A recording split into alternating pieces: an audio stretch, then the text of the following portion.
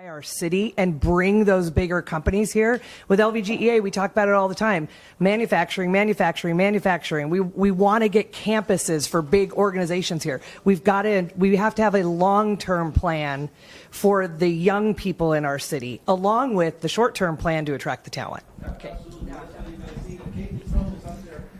Yeah, just two quick things. One, I just want to make sure the employers in the room know this is the most collaboration I have ever seen in the state of Nevada across agencies, whether it's Workforce Connections, across with the colleges, with legislators, et cetera. We are trying to collaborate as much as we can to make sure that the dollars that are spent go as far as they can to meet the goal that they should meet. But the other piece of it also is I will challenge the employers. We need to have work-based learning opportunities granted to us, to Workforce Connections and elsewhere, so that folks who are from young people all the way through adults are having an opportunity to either make a career change or start a career in healthcare, for example. I know that Mr. Perry, who I've known for many, many years, knows exactly what I'm talking about there because he's done it sometimes himself. But we need to do that across our employer base and make sure that we can take advantage of that particular opportunity also. And Frank, so to highlight what Frank said earlier, it was mentioned, we want to place young people or adults into those jobs that you want, and you have to be willing to say, you know, this is their first time, so let's see if they're a good fit or not. And if they are, then we'll pay for training, certifications, and those things. So, Diego. So one thing that I've noticed a lot in having this group here, and some can tell you they're in skilled nursing, for me, growing up in Las Vegas and making the argument I could just work valet, make $80,000 a year, and I'd just drop out of school, and eventually having to change that, just exposure to jobs on average, and this is something easy. How many jobs can a kid that is 13 name in a casino? How many different types of jobs can they name? And how many can they name within healthcare? Nurse, doctor, and then if they think really hard, maybe respiratory therapist or something along those lines. There's jobs where you basically have to start off as a receptionist and then be invited to be the assistant to billing or those types of jobs. So I think having exposure to the different types of jobs, even the career I found in hospice, I had no idea that ever existed. If someone would have told me, I would have ran head on. And I didn't have to have a college degree. I just had to have ability to talk. So, and I had that, thank God. But that's for me, exposure, just letting them know, here are all the numbers of jobs, and these are the different things that they do. Having a basic understanding of that, because they have a pretty good one of how the casinos work, right? Yep. And so the path leads one way. And again, I'll highlight that our partners at CCSD want to do that. And when you're the 5th largest district in the nation, there's challenges that you wouldn't believe in that. But again, I'm optimistic because Gia, Craig, everybody we work with, Mike Barton up to Jesus, want to help us. And so since you guys are here, it's going to start to happen. I want to make sure that we have enough time. So I'm going to ask my teammates to please stop me at 2:20 because we need to give them back their life at 2:30. But at 2:20, I'm going to ask each one of you, which one of these groups do you want to work on? Because the work doesn't stop today. We're planting the seed. And so again, you're not obligated to, but we hope that you want to because we're going to invest in what comes out of this. And so let's jump over to staffing and occupational shortages. Jake, I'll give you back. Sure. So I guess we can take your orange Post-its now and start writing again. What are some of your solutions or ideas that you have for solutions that could fit under this category? In case you can't read my handwriting or it's not big enough, we have again, identified everything from CNA caregivers to higher skilled occupations. We have talking about getting people back to work, removing barriers, seeing if we can increase wages, providing funding, which I know is a whole other category unto itself, but particularly for like the on-the-job training piece or helping employers, cover some of the cost of onboarding. Recruitment and retention, and then job preparedness that came up during the conversation. And don't hold back, right? Because this is all idealizing right now. It's just imagination, and the work is ahead of us. But yes, just throw out, well, if we could just do this, if we could just do that, we could solve some of these challenges. Yes. Can I just say something real quick? Mike, you need a mic? I think everyone can hear me, right? No, you need a mic for a different reason. I use the mic. I don't know if everyone realizes it, but in just the last 20 minutes, and I'm new to Nevada. I've been here for 2 years. You all have just created a new paradigm shift in workforce development for Southern Nevada with what just even Gia just said and Lori, what all of you said, and Frank and Diego. You have just created a new vision for how we do workforce development. I think you have to give yourselves a hand. I mean, this is awesome. You don't. You don't. I've worked all over this country, and few meetings have I had the honor of seeing a change like this with a group like this in such a short amount of time, and with agreement. So I had to say something. I'll give you some context on on George. George has done my job 4 times in 4 different regions, right? Be the executive director of a workforce board in multiple states 4 times. Bill did it in Arizona, and Jake did it in Oregon. So you have some guys that have been around, as you said. And so to hear from him, it really is true. You heard Frank say it. I think Tina said it on the stage the other day at the State of Economic Development. I'm optimistic because what I see happening in Southern Nevada, I've been here 34 years now. When I arrived, I don't think I spoke English like I do today. Not that I think I speak that well anyway, but we are optimistic, Tina, because we have the right people in the right seats and everybody's committed to this mission, right? So, okay, so some things are starting to come in here. And so one says create nationally recognized recruitment forums. Who can tell us about that? That's me. Okay, please. I think if we partner together and create forums here to have big recruiting events, we all benefit and start drawing people across the country, maybe getting that notoriety across the country. This is the event you want to go to. We can attract new grads and bring more people into this community at all levels. So, James, thank you for saying that. I don't know how much you notice around there, but one of the things that we have been successful at, again, as a group, is organizing the largest ever hiring fairs, recruitments that we've ever had over the last year.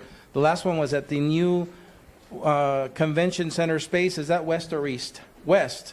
Convention space on the Las Vegas Convention Visitors Authority site. 5,000 people, 300 employers, I think. Allegiant Stadium was another one. So, James, we're open to that idea. I think if we now, as an industry, and we would support it, the partners, CSN, CCSD, University of Phoenix, Toro, UNLV, Roseman. Did I leave anybody? No, right? Got everybody. Nevada State College. We would all support that. And again, what's sexier than Allegiant Stadium, right? Or so that's a great idea. Anybody else here? Jake?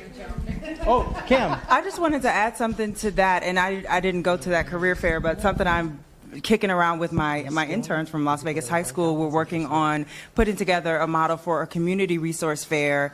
And so thinking about not just having the job component, but all the wraparound services, because a lot of times people go to jobs and then there's a bunch of other stuff they have to do if they get jobs. So I would love to have that conversation if we're doing something like that. Who else can we bring to the table? Okay, go over here for your child care. Go over here to find out about banking. Go over here, transportation. Maybe you need food resources. And it's a one-stop, thing in terms of investing in the community as opposed to here's the job fair and then go figure out everything else on the side. So I just wanted to throw that out there as I was thinking about that in a coordinated effort of some kind of recognized job fair. Like let's expand it a little bit and make it a resource fair. I'm grateful you say that, Cam. Are you picking me up here on this mic, Chris? Yeah, okay.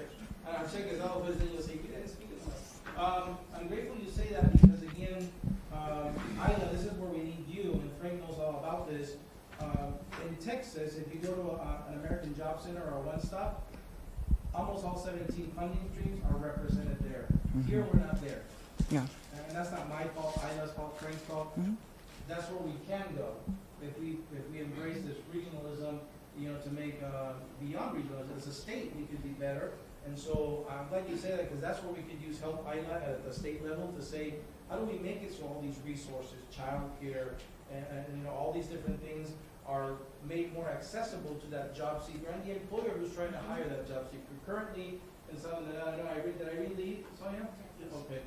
So maybe I'll have to fill you in on child care later, but currently they have to go to multiple buildings and fill out multiple forms. And so, again, opportunity for us to do better. The Governor's Workforce Development Board could be a big impact there. So thank you, Anna, for being here. That's something that she's hearing from employers that she can drive at her level. Yeah, so another one that was interesting, reskilling for those who are burnt out or retiring. And I don't know what OJI, is that ring a bell? Is that OJ? Okay. So on-the-job injury. And so we do a very poor job of helping our employees who burn out, who are retiring, or who are injured on the job, and we can't find another position for them internally. How can we help them reskill into maybe go into Robert's company and being a patient attendant or something like that? And so that's what was meant by that. Okay, that's really interesting. Thank you. I see one here that I love. Again, one of the things that Workforce Connections had to do, believe it or not, pre-pandemic. Pre-pandemic, we remember when the economy was like this, pre-pandemic, and we could not. We were in the same place. Where are the workers? Back then, though, there wasn't, 50,000 workers sitting at home saying the things we've been talking about. But back then, our board gave us a strategic direction to address the labor shortage, and it was tap into the alternative labor pools that don't compete well in the tight markets. So people with disabilities, returning vets, people exiting the penal system. And I don't have to say those come with challenges. It's not, the same as a regular worker, but also youth. And so I see one here says utilizing youth, ! As a solution to the staffing. Gee, I know that in May, there's going to be 10,000 seniors. Is that a right number? 10,000? 10,000 seniors walking that stage. Again, if you look at data, maybe half of them will embark in a journey to a 4-year education path. So what about the other 5,000? And again, that's why we're working with CCSD, and that's why we want your help. So whoever wrote this, I'd love to hear from you. Okay, all right. I would love to hear your ideas about. First of all, I'm already working with CCSD a lot, and then with the work-based learning coordinator, Craig Brockett, to bring in youth, and we do internships, externships, job shadowing, all that kind of stuff. And what part of my job is to create something like, hey, somebody wants to be a graphic designer within CVS. Okay, let me make something up and bring them on. And then also using WIOA dollars to potentially support youth work, which there's often a lot of money left on the table within the youth work pot, right? So I'm all about, and it's probably because I taught preschool and now I'm in the corporate space, I'm all about like the kids. But youth workers are great, and they are, trainable. They are, sometimes eager, especially if you're giving them something, new to engage in. So I think that it's just opening up that frame of mind, like, yes, they can't do some of the licensing things, but what can they take off of the plate of somebody else that then could do something else, right? And then we talk about building that talent pipeline. If you get somebody their freshman year and they're working with you as an intern over 4 years and they graduate, they know your company, they know your culture, they know the department, then that's your pipeline. It can't be like we got a talent shortage every May, what are we going to do? It's we do this year over year over year over year, and this is just how we roll. So I love it. And Kim, just like Angela, we're grateful you're here because whatever you're doing well, we want to highlight that and scale it wherever possible. So thank you for being here. My team is telling me move along.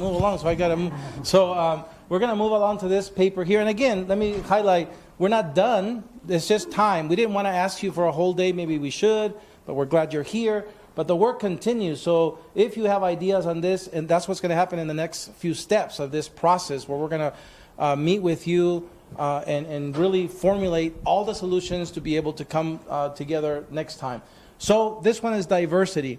Having a bilingual or multilingual workforce, more diverse, and we've talked about how diversity is not just race, but gender and age and other things. Also foreign trained professionals, immigrants.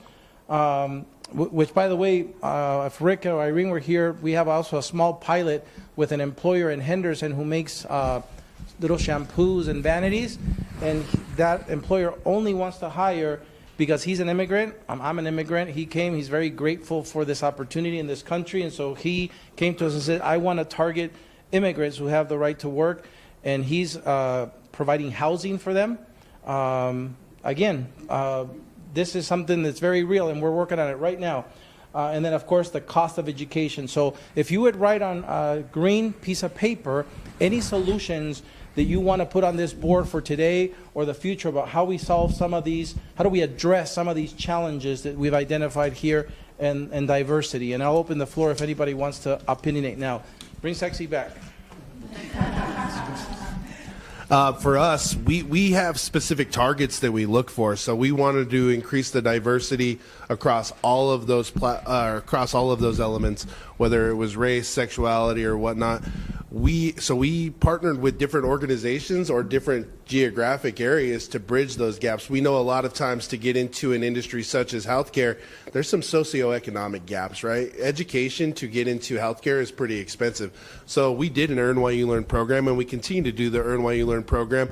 And our primary target, we're not really focusing on the Summerlin areas, right? Because their parents can usually afford to go to school or they have better income. So we really do focus on the lower socioeconomic areas or specific groups that pertain to the gay and lesbian community or to females or whatever it may be, so we can pick up those people, diversify our workforce, pay for the education, and then eventually it's our highway to healthcare, essentially. So they may start off as an EMT, they may become a paramedic, but they also may become a nurse, they may become a doctor, they may become a physician's assistant. But that's what we've done to really diversify, is go directly to those sources. We've partnered with the Latin Chamber, we've partnered with various elected officials to get into those areas and to get into those institutions to really draw from those neighborhoods. And we're really starting to see that reflect in our workforce. I was just going to actually pose a question because I happened to be in a meeting a few weeks ago, and the topic of the foreign trained professionals, like the individuals that maybe were nurses or even doctors in a different country and coming here, and being able to utilize them to, again, expand kind of the talent pool that we're able to recruit from. There were not employers at that meeting, though, and I'm curious if anybody in this room can share what the challenge is from the employer's perspective about being able to bring those individuals on, and just elaborate on that a little bit. Well, it's going to vary from what country they come from and what degrees they have. So a lot of it has to do with requirements that our boards put in place for healthcare providers, whether it's PT, OT, speech, or nursing. In addition to having to pass the TOEFL, which is the English proficiency language test, they also have to be able to pass the nursing board test as well.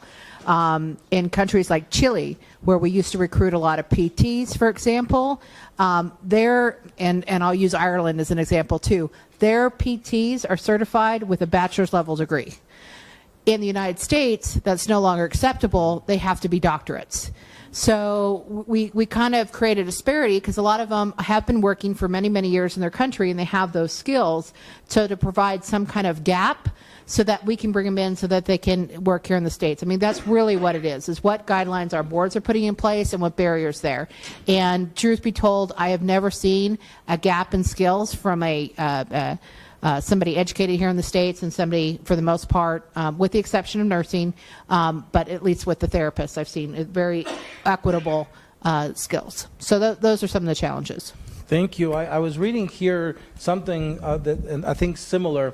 It said, work with nursing boards to provide temporary licensures while gaining skills. That's so same notes, right?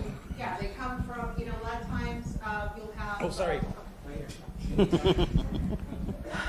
Again, it goes back to different countries and the different education. I'm going to use the Philippines for an example, and our international recruiter probably has Do you have a lot any to say. examples with Peru? I don't have Peru. Oh, we're gonna I've work never on that, recruited. yeah. I've never recruited that's where from I come Peru.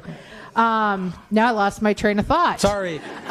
You said no matter what country it is. So let's give an opportunity for them to come have kind of a gap or a temp or an intern type licensure so they can practice under a nurse here in the States so that we can build that skills gap.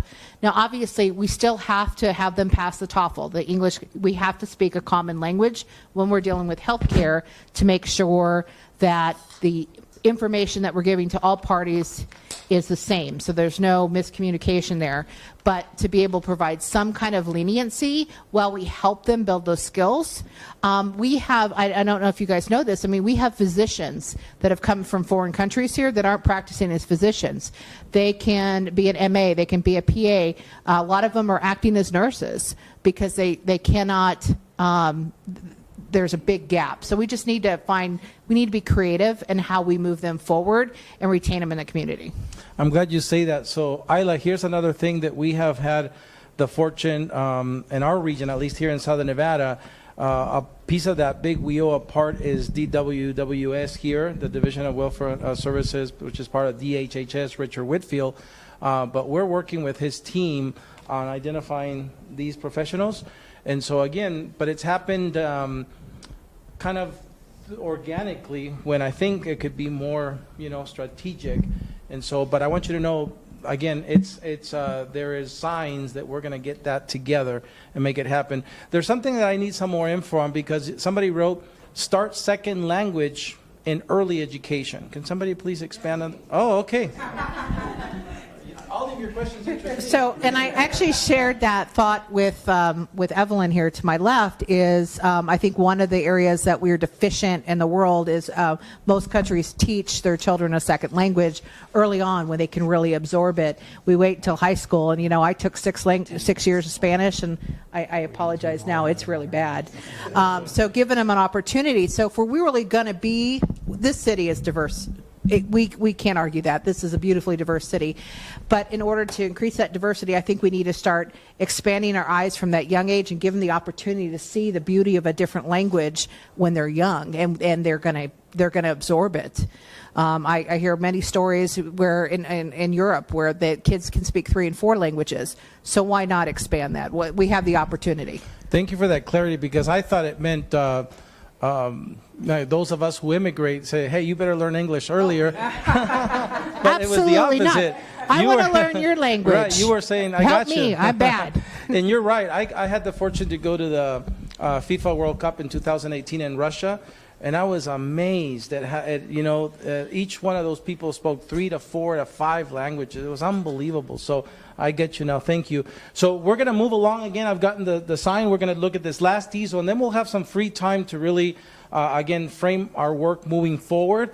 But let's go to classroom to jobs. This last category said, we want to ease the pathways from the classroom to the jobs in your industry, really all of them. We want to really scale up earn and learn models. We heard from, a couple from you, earn and learn. I think I told you that the Tina used to run the RTC, so Keolis, who's the main operator of the buses, they are also easing into a new earn and learn model for the CDLs, again, because of all the conditions that you're hearing about now. So earn and learn, scaling that up is really important. And then, of course, direct hiring / connections to education institutions. Direct hiring and better connections. So I remember that conversation. That came earlier here. So please write your ideas on these Post-it notes, and I'll open the floor to anybody who wants to speak on anything you have for solving any of these issues. Let me read one here. So, for example, apprenticeships. This is a tricky subject, right? Because there's the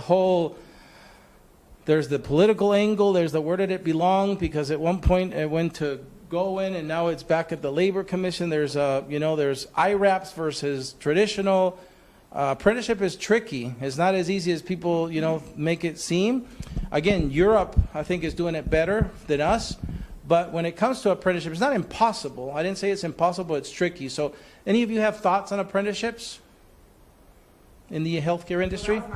Oh, please, then tell us your thoughts. So we have apprenticeships in, I think, like 27 states now, and a lot of them are around pharmacy tech and like store manager and training, and then maybe there's one in like pharmacy benefit. Is but each one a registered apprenticeship? Each one is each one is a registered. I think we have 5 registered roles. But what we're actually trying to do now and working on, which I have been talking to other employers about, is to make other opportunities apprenticeable. So like thinking outside of the farm tech, the construction and stuff like that, and going into maybe graphic design, and things like that. And so for me, that's a couple of things. One is that connection for people, but 2, if we talked about the cost of education, maybe that's not accessible for everybody, or maybe that's not the pathway. So for me, apprenticeship is another option, right? So they're getting that earn and learn opportunity. Potentially the employer is getting some benefit financially because, some outside program is paying for it. And then the apprentice is not paying for the college education if 1, they don't have the funds, or 2, that's just not what they want to do. So that's my vote or thoughts on that. Thank you. And Isla wants to jump in, so would you please pass this mic over there to Isla? Yeah, of course, of course. Just to dovetail on that, so I'm with Galwin, and apprenticeships is a big part of the work that we have been doing. And as Jaime mentioned, for those that understand apprenticeships, the SAC, the folks that approve apprenticeship programs, is with the Labor Commissioner. We still are just in the lane of development. Healthcare has been a massive and very fast-growing area for us. So very much if folks are interested, we have EMT apprenticeships, we have CNA, pharmacy tech, LPN. We're going to be launching an RN. There's a lot happening. There's funding for the RTI, the training for the apprentice. There's support money for the employers. And then there's supporting for the actual apprentice for their clothing and all those sorts of things. So Frank is a major partner with this CSN. And I just want to make sure that folks know that there's a lot of opportunity in that space, even though it is the non-traditional space of apprenticeship programming. And again, you can see that there's stuff that maybe you haven't heard of before, and that's another reason for these industry sector partnerships, that it's going to give us an opportunity, once you identify the opportunities for collective action, for us to kind of say to you, look at this part that's already happening. Is it something we want to scale? No, it doesn't meet my need. Okay, well then let's design something different. And so that's what this industry sector partnership really allows us to do, to put you in the driver's seat, but also share with you the things that are already in existence. And then again, if it doesn't meet the need, adjust to that. I want to talk about two ones here that I've seen here. One of them, it says Central Repository of Clear Candidates. Can you tell me a little bit more about that, Leo? It's kind of going off of what the lady from the hospital in Pahrump was talking about. You know, the length of time it takes to clear somebody for employment. So if an organization like, let's say, like Workforce, were to get funding to actually go through interview, run background checks on real candidates, and maybe even do some reference checks. So now when an employer says we need a nurse, a CNA, a janitor, whatever it happens to be, and you have those people, they feel comfortable, they can go, interview them immediately, have them start the next day. They don't have to go through all those steps. And I don't know if it'll be even that expensive to do something like that. So, Leo, thank you for asking that question, because again, it's going to point, and by the way, we're going to be transparent with you too. That's my commitment to you.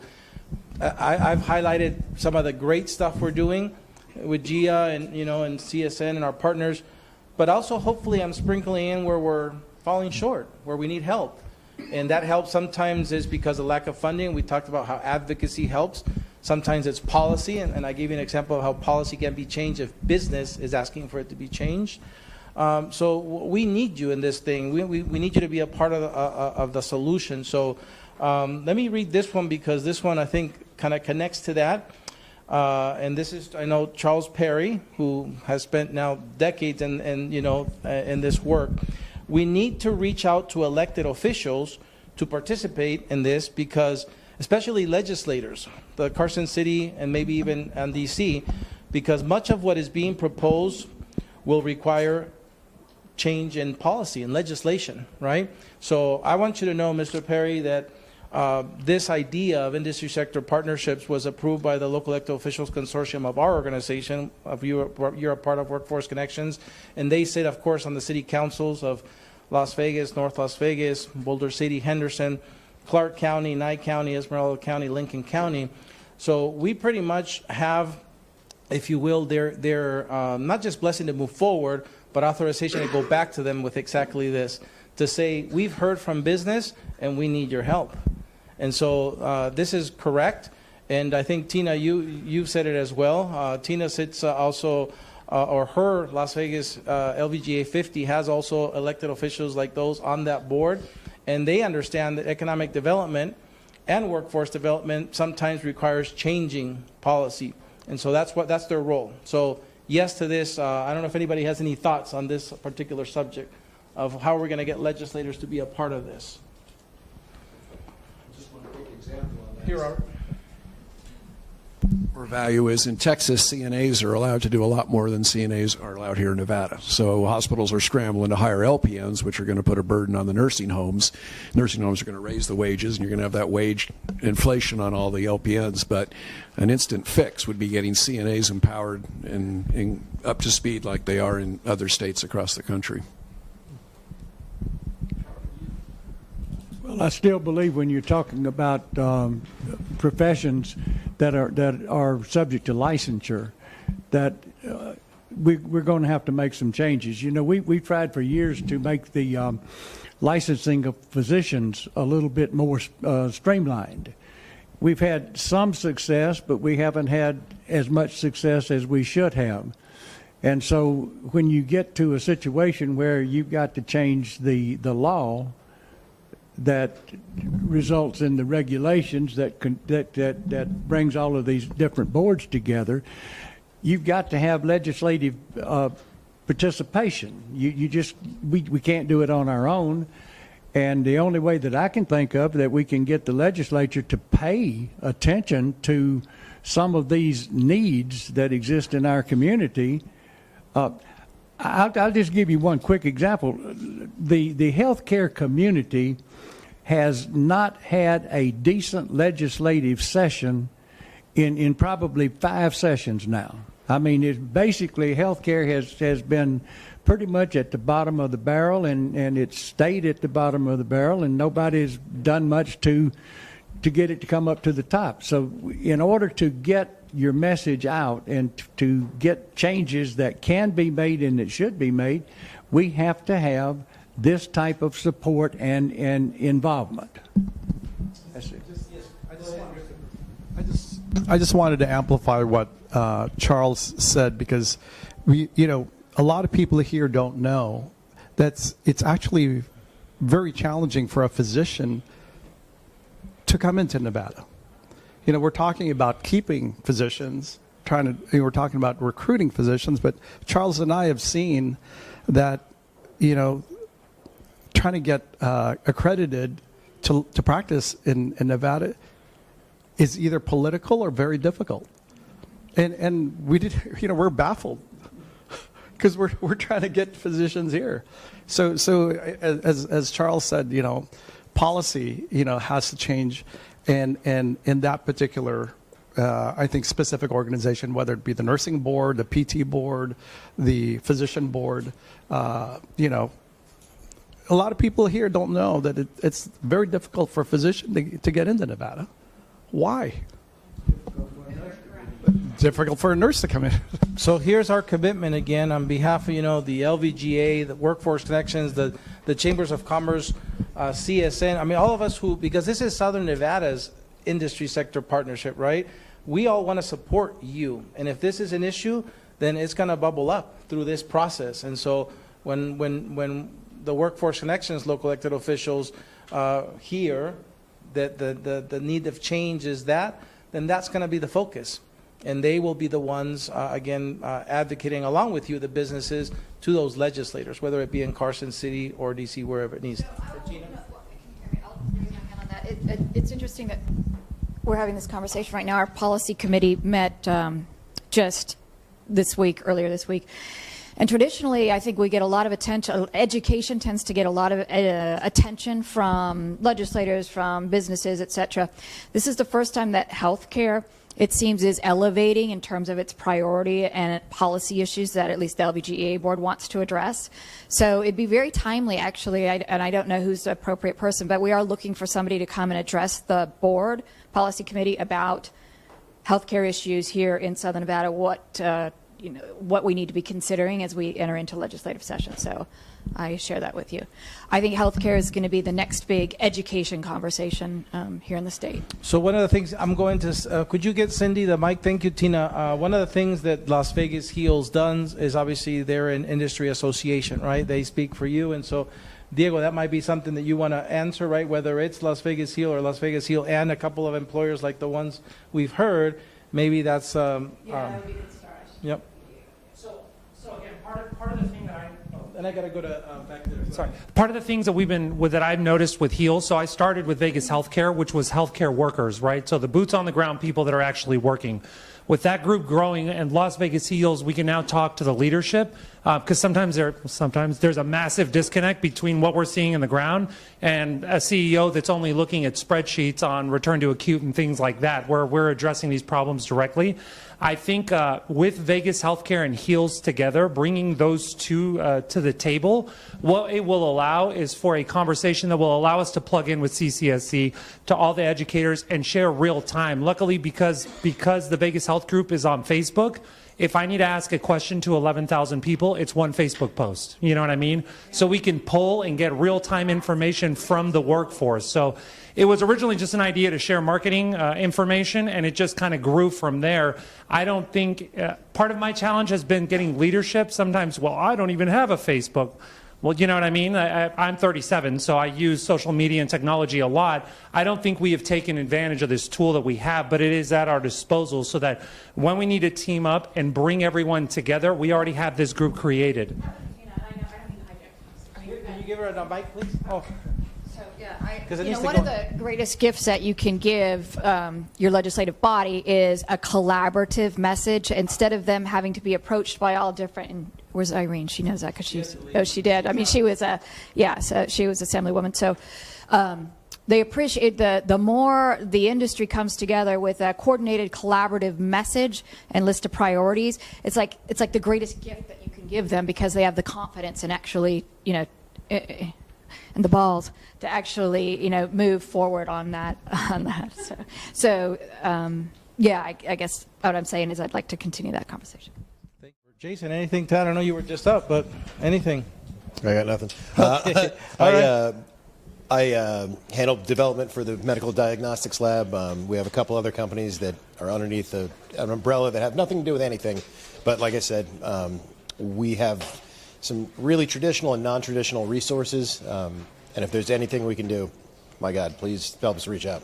We figure stuff out. All right. If you would pass the mic that way, they've been so patient. We're going to start with our skill acquisition partners, my friends from that area. We have 9 minutes, friends, so you only have up to 60 seconds each. So, Frank, you go first. Hi, Frank Woodbeck, Executive Director of Grants and Special Projects with the College of Southern Nevada.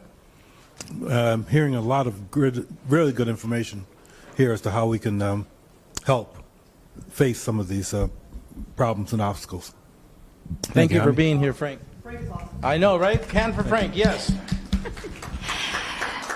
Good afternoon. My name is Isla Young. I serve as the Executive Director of the Governor's Office of Workforce Innovation. We go by GOIN.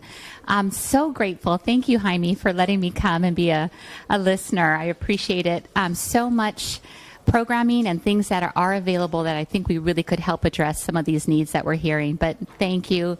Thank you to the employers for coming. We can't do this without your insights and valuable intelligence. Thank you. Thank you for being here, Isla.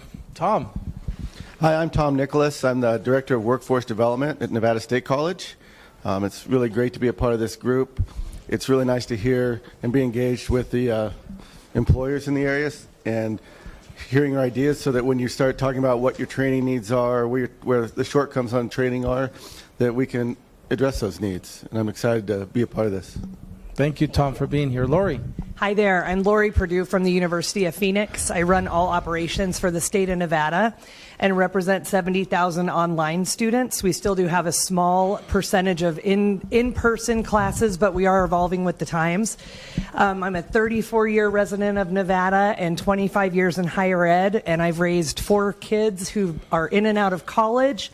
I've been exposed to hundreds, if not thousands, of high school kids, and I have so much to talk about from what you guys have brought up. I have 2 pages of notes, and I also have a Clark County firefighter husband, so I understand the paramedic crisis and that training. And I've been with multiple schools in the Valley, so I understand the vocational side as well as the college side. And I think my greatest point of passion right here is there's a gap in the opportunities that our high school students have to plan for next steps. And I look so much forward to sharing all of my ideas that are all over this paper with you. And thank you for being here, and loved what the gentleman from Intermountain Health said about so many problem identifiers versus providers of solutions. So that is what I aim to do with the experience bag of tricks I have, is help provide some solutions. Thank you for being here. Lori, how does it feel, Tina, how does it feel to see your board members? I know, I got bosses in here. I gotta be on best. So we're coming to Gia now from CCSD. She's got a mic. Yeah, thank you. Good afternoon. I'm Gia Moore. I'm from the Clark County School District. My role in the district is I am the Director of College and Career Readiness and School Choice. And so under my purview are our career and technical academies, magnet schools, and then our CTE programming. Our most in-demand CTE program of study is in health sciences. So we have about over 15,000 enrollments in those programs. I have lots of workforce pipeline students that I can feed into you there. So but we have pharmacy practice, EMT, CNA. We offer a whole array of medical assisting. And so be more than happy to have conversations with you, but really happy to be here today. I'm really enjoying hearing the discussion and your needs. Thank you for being here, Gia. Teresita. Hi. Hi, good afternoon. I am Teresita Dascali. I am the Director of Operations for Apex Healthcare Professional Staffing Agency for International Nurses. Hopefully, by joining the Workforce Solutions, I could be able to help the facilities and the hospitals solve their nursing shortages. So currently, I'm looking for a tie-up where I could deploy sponsored nurses that we have on the pipeline right now. But however, the big challenges that we do have right now because of the pandemic, everything has been pushed back. The approval of the international nurses has been pushed back. But hopefully we could help. You could help us, not only us, but the other staffing agencies and the facilities filing sponsorship for international nurses. So currently I have 30 international nurses who are looking for direct sponsorship. So if you are interested, just keep in touch with me. Thank you for being here, Teresita. Rob, you for sure have the coolest sign or table there, custom made, but also make sure when you go back home, tell Shelly, Jaime and Irene said hi. I will do that. Yeah. I am pinch hitting for Shelly. So I've been in Las Vegas now for almost 25 years. My wife is a Clark County School District teacher about to retire. I actually started in the Clark County School District as a teacher as well. I am currently the Dean of the College of Health and Human Services at Troy University of Nevada, so that's our PA program, our nursing program, our physician's assistants, and occupational therapy and School of Education. So, we're at a point where we've just expanded our facility. We're coming up on the end of our $20 million expansion. So we've greatly increased our size of physical space, but we still are at capacity for the number of students we're accredited to have in our programs as well. So always looking for growth, always looking for potentially new students coming into our system as well. So glad to be here. Thank you for being here, Rob. Cindy. Hi, everyone. I'm Cindy Stella. I'm from the Kirk Kerkorian School of Medicine. I'm actually one of the original 12 who helped open the school and get us through accreditation. My role right now is Director of Admissions and Student Financial Services, but I kind of have a unique background. Prior to the med school, I was over at Nevada State College, and I actually built and opened the Career Center over there. So this group is kind of, I think, my whole world coming together. Everything you guys have talked about today, I can feel so many ties and things that we could connect to, because in my role in admissions, I have to work with the pre-medical population that actually goes K through 12. Like, we really need to get that conversation early on STEM and getting them prepared to go through undergrad and apply to medical school. And we have a lot of outreach with our diversity office and our community engagement. And of course, producing physicians for Nevada and some of the instances we have there that are difficulties. So I'm really excited to be a part of this group and look forward to taking this back to our leadership team. So thank you. Thank you for being here, Cindy. And whether it be UNLV or Toro or Roseman, these are all members of the LVGEA, right? And so another demonstration of the regionalism and the commitment. So lastly, by the way, good job, guys. You did it with a minute left. So good job. So you guys did a great job. So that leaves a little bit more time for Diego Trujillo, who's the CEO of Las Vegas Heals. As you guys, I think you all know Las Vegas Heals. He's a great partner for us to put together this industry sector partnership. And so, Diego, the floor is yours. Hello, everyone. It's a pleasure to see all of you here today. I'm born and raised in Las Vegas, have a heart for this city. I want to see this city change. I think there's a lot of improvement that can be done. And when I first met Jaime, I'll never forget, Charles Perry, my chairman, was like, you need to meet Jaime Cruz. And I was like, okay, well, I wasn't sure about anything that was going on. And the minute I found out what they were doing and what the project was, I do have a passion for healthcare. I started as a chaplain in hospice, going to patients' homes. I moved up to marketing, discharging patients from skilled nursing, from hospitals. I've seen the challenges and the struggles firsthand within assisted living, within PCA. In every facet, I've had the experience to be able to witness that, and it's a privilege now to be the CEO of Las Vegas Heals. It's good to see Chris here. To sit down and have these gentlemen say, hey, you know, we recognize what you have built with Vegas Healthcare, an online group that I built with 11,000 healthcare professionals here locally. So to be able to, for me, to be able to see the community come together. One thing working when I was working in hospice, running around with other companies and other marketers, was to see the competition stifle the community, and how as a whole we were sinking ourselves by trying to be the best company, and the outcomes that we would see with our patients and with our community would be worse outcomes. I think that simply by having community and drawing us together, we have the ability to have accountability, to have more security, to have more honesty, more integrity within our community, and that all those fly-by-night operations that come in, we would be quick to identify them and ostracize them from the people that really are committed to this community. It has been nothing but emails with Sonia and George and Jaime Cruz for the last 2-3 months, and it's been an idea. So to be able to see all of you sitting here today, I was at the Clark County Medical Society function, and I left early to come be here. It really warms my heart to see everyone sitting at the table working towards something and seeing this through to the very end. We're very excited at what we can do when we work together. So I want to thank everyone that got an email from me or from anybody else. Thank you very much for showing up, because their participation is absolutely necessary. And I just love that this was the easiest sale on earth. Just telling people, just tell us what you need, we will make that, and then just hire those people when we're done. And they're like, hold on a second, hold on, right?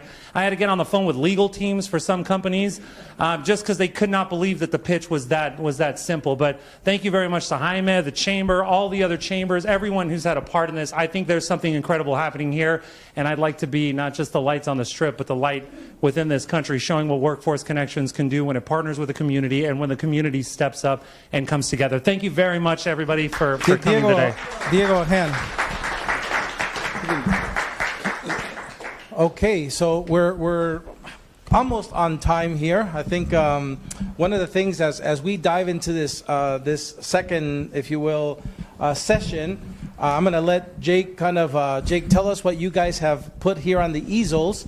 And by the way, I think I didn't say that earlier. There are other snacks in the back, so please get up, help yourselves. I don't think I said this either. The restroom is past those doors over there. So if you want to go to the restroom, please, and let us know if you have any other need that we can meet for you. So Jake, to you. Sure. So thank you guys again for your feedback this morning. That was a really awesome discussion.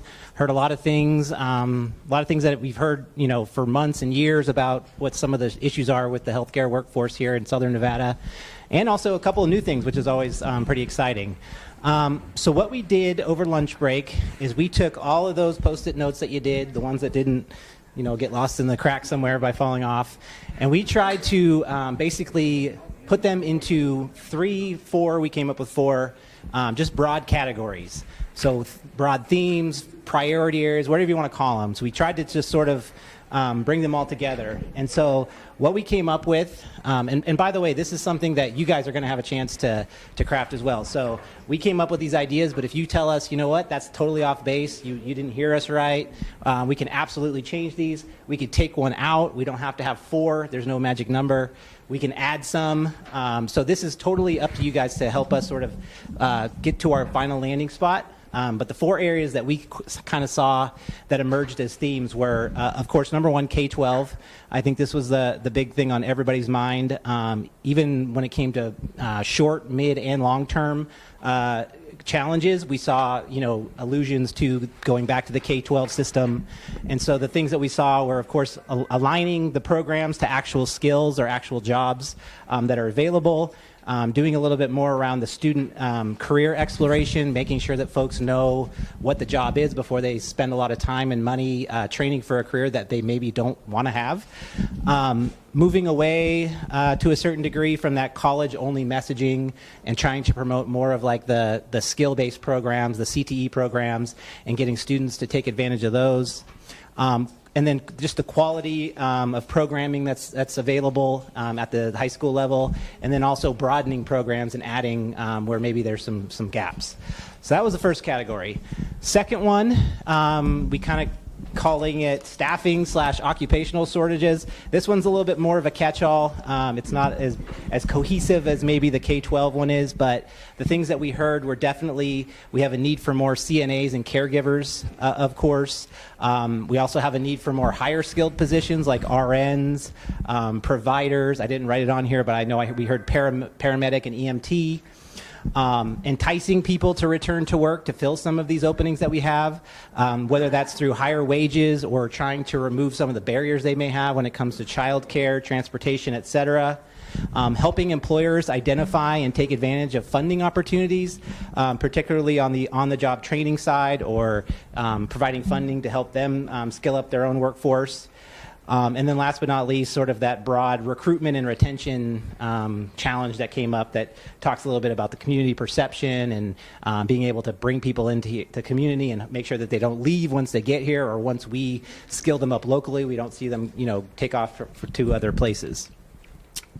The third one, again, this is one that kind of went across all 3 levels that we saw, but diversity. So we saw some post-its. We didn't talk a little bit as much about this one just because we ran out of time, but making sure that we have enough bilingual staff so that our patients that speak other languages have representation with the practitioners that are working with them.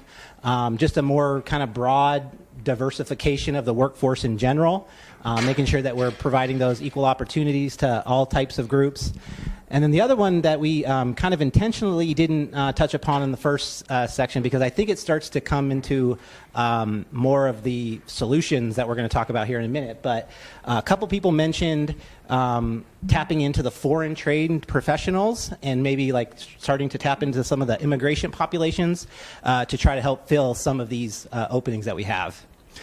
And then last but not least, we talked a little bit about maybe like a classroom to jobs kind of category. So this is everything from easing pathways from school into jobs, whether that's at the high school level, but even in particular, post-secondary, coming up with maybe earn and learn. That term came up in a couple different notes. Earn and learn opportunities, creating those for folks as they're, again, transitioning from the classroom into actual jobs.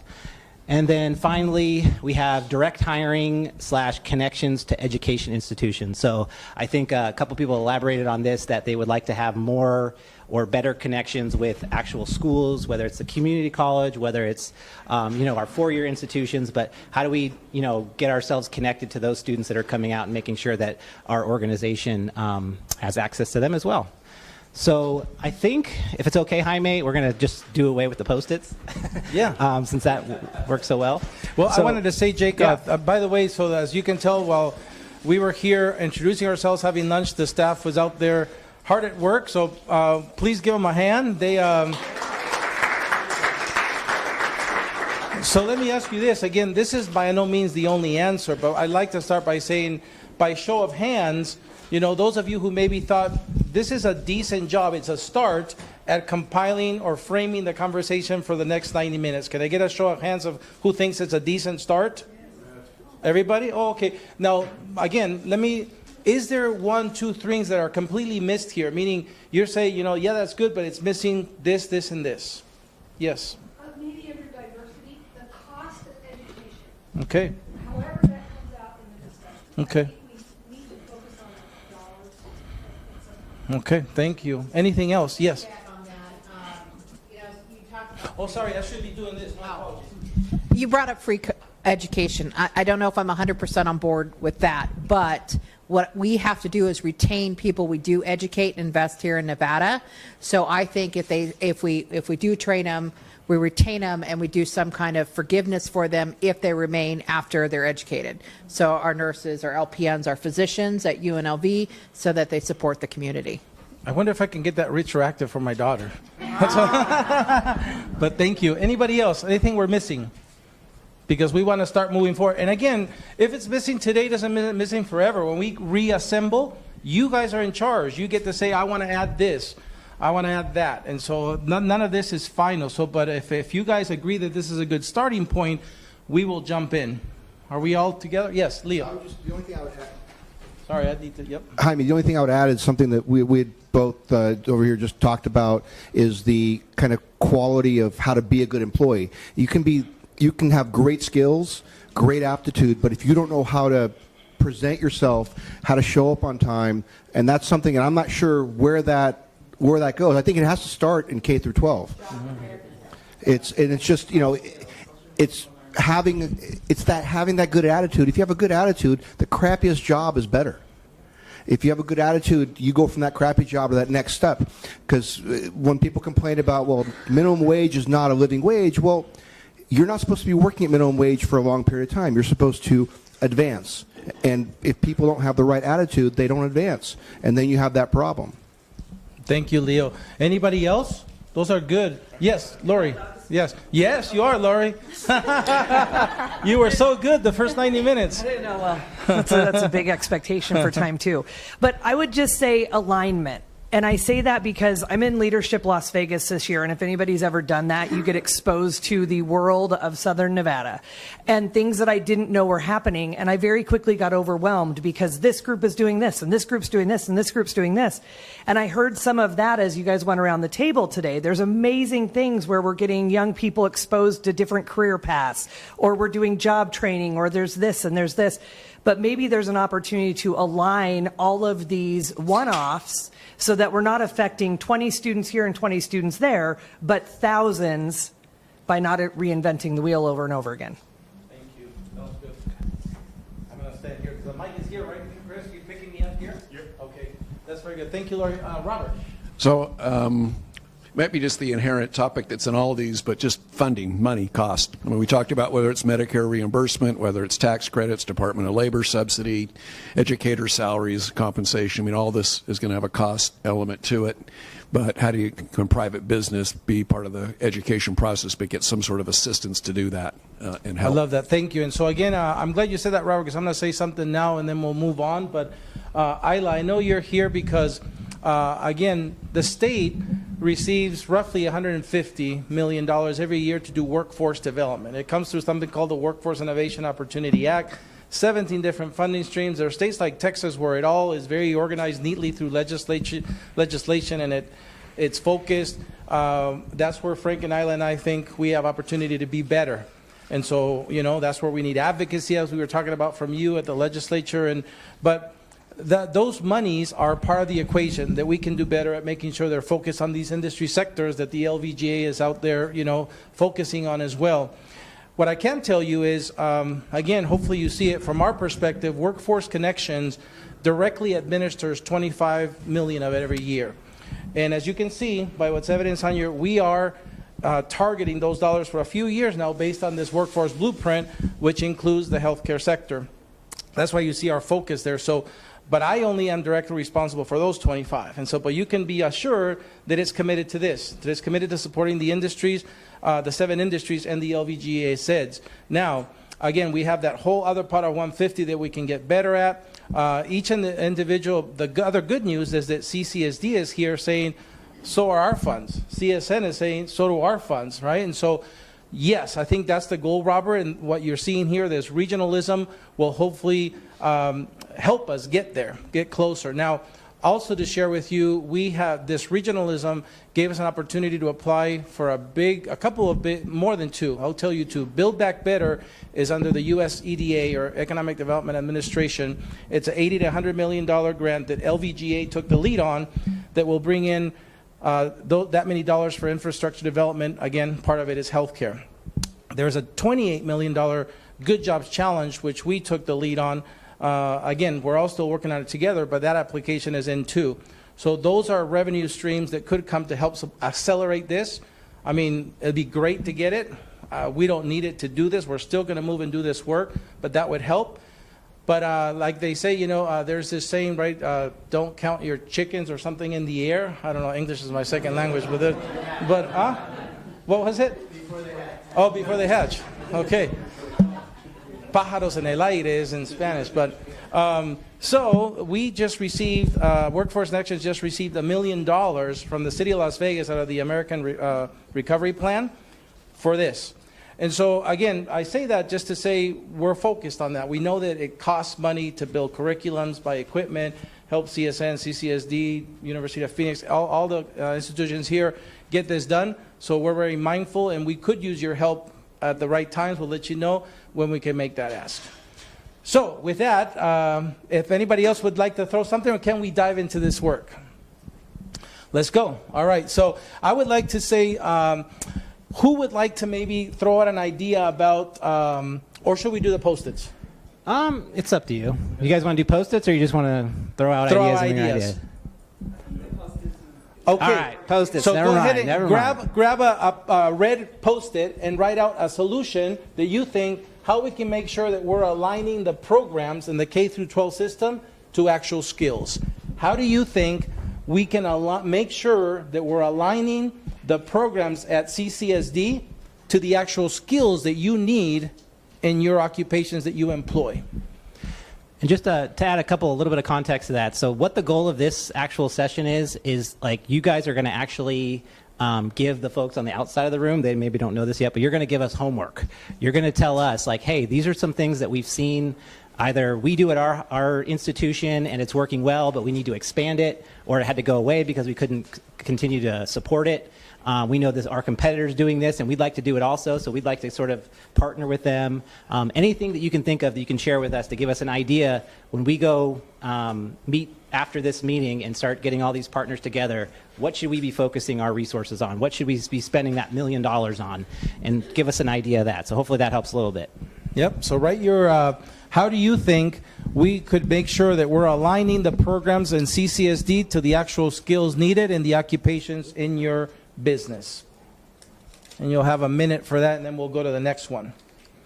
And again, today before you leave, we're going to ask you, because yes, you're giving us homework, but we want you involved too, and I think you want to be involved in that crafting, so we're going to ask you, which group do you want to be a part of? Because we're going to be meeting before we all come back together again to kind of check the work and step by step making sure that we're doing the work that you need. And that's okay if, again, not everybody has to have an idea. So next, we're going to go to the next thing about K through 12, where it says student career exploration. So tell us about how you think we could invest in making sure that students have the type of career exploration they need to be able to understand your industry early enough, get interested in your industry, and receive the information, and their families receive the information that puts them on a path that points towards your industry. Career exploration.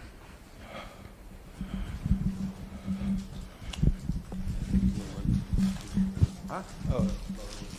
Oh. You'll wait. Okay. Okay. Yeah, if anybody wants to say something, please just flag me down. So, student career exploration. The next one, how do we move away from college-only messaging? I know that's one way to say it. I remember when my kids were in high school, they got tested for the ACT several times. I had to go to meetings about college this, college that. So I think we do that well. But I think what we're saying is, how do we do that well for the other piece, right? How do they do that well for the careers that perhaps don't require the 4-year college education? Yes. The one thing I want to make sure with that is that we don't want to get away from college ready. We want to get away from college only. Correct. So someone needs to be college ready at the end of the 12 years. but then they may choose to go somewhere else. But they still need all of those skills that they need to go to college. Maybe not the same level of math, but but they still need the English skills, the soft skills, and all the other. Otherwise, they're not a valid member of society because they're not going to know anything.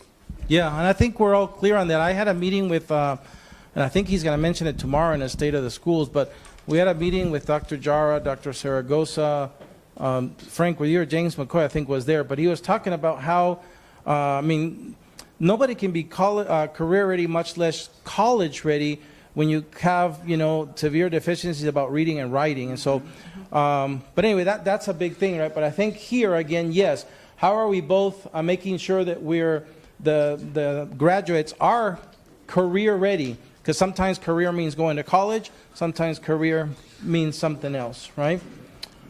Okay, the next subject is quality broadening programs. Jake, what does that mean? Maybe you need to explain that.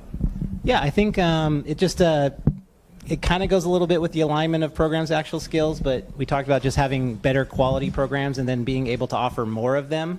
So if anybody has ideas on very specific courses that they like to see in high school, again, whether it's an occupational focused one, whether it's more broad career exploration type thing, so anything along those lines, I think. Anybody have ideas that you want to articulate verbally or on paper? Yes, right here, Cam. I think that, along all these lines is, like with the first bullet, how do you get the alignment? By having conversations, right? So this, right, talking and considering what we're putting in the curriculum. But I think also, and I can't remember the platform, but it's the online platform. Yes, there we go, NetPress. But, thinking about inviting in companies and talent. I mean, we get, hours for community service, volunteering, all sorts of things, within our corporations. So obviously teacher shortage, stretched thin. So thinking about building in a structure where you have guest visitors coming in as a part of your curriculum to run a project to, which will relieve teacher time. They could have lesson planning and somebody in the field running a, like you said, here's what's happening in the operating room and showing this, here's what's happening on the accounting side and embedding that into the curriculum. So you have some extra people, but making that this is what we do. Week 5, somebody comes in and that's just how it works. So I think really bringing people into that and not making it a one-off, every other year, but we have our corporations or our businesses come in and they're a part of our curriculum. I think that can help. Thank you, Gia. I'm assuming you want me to speak to that piece of it. So that very much is part of our curriculum.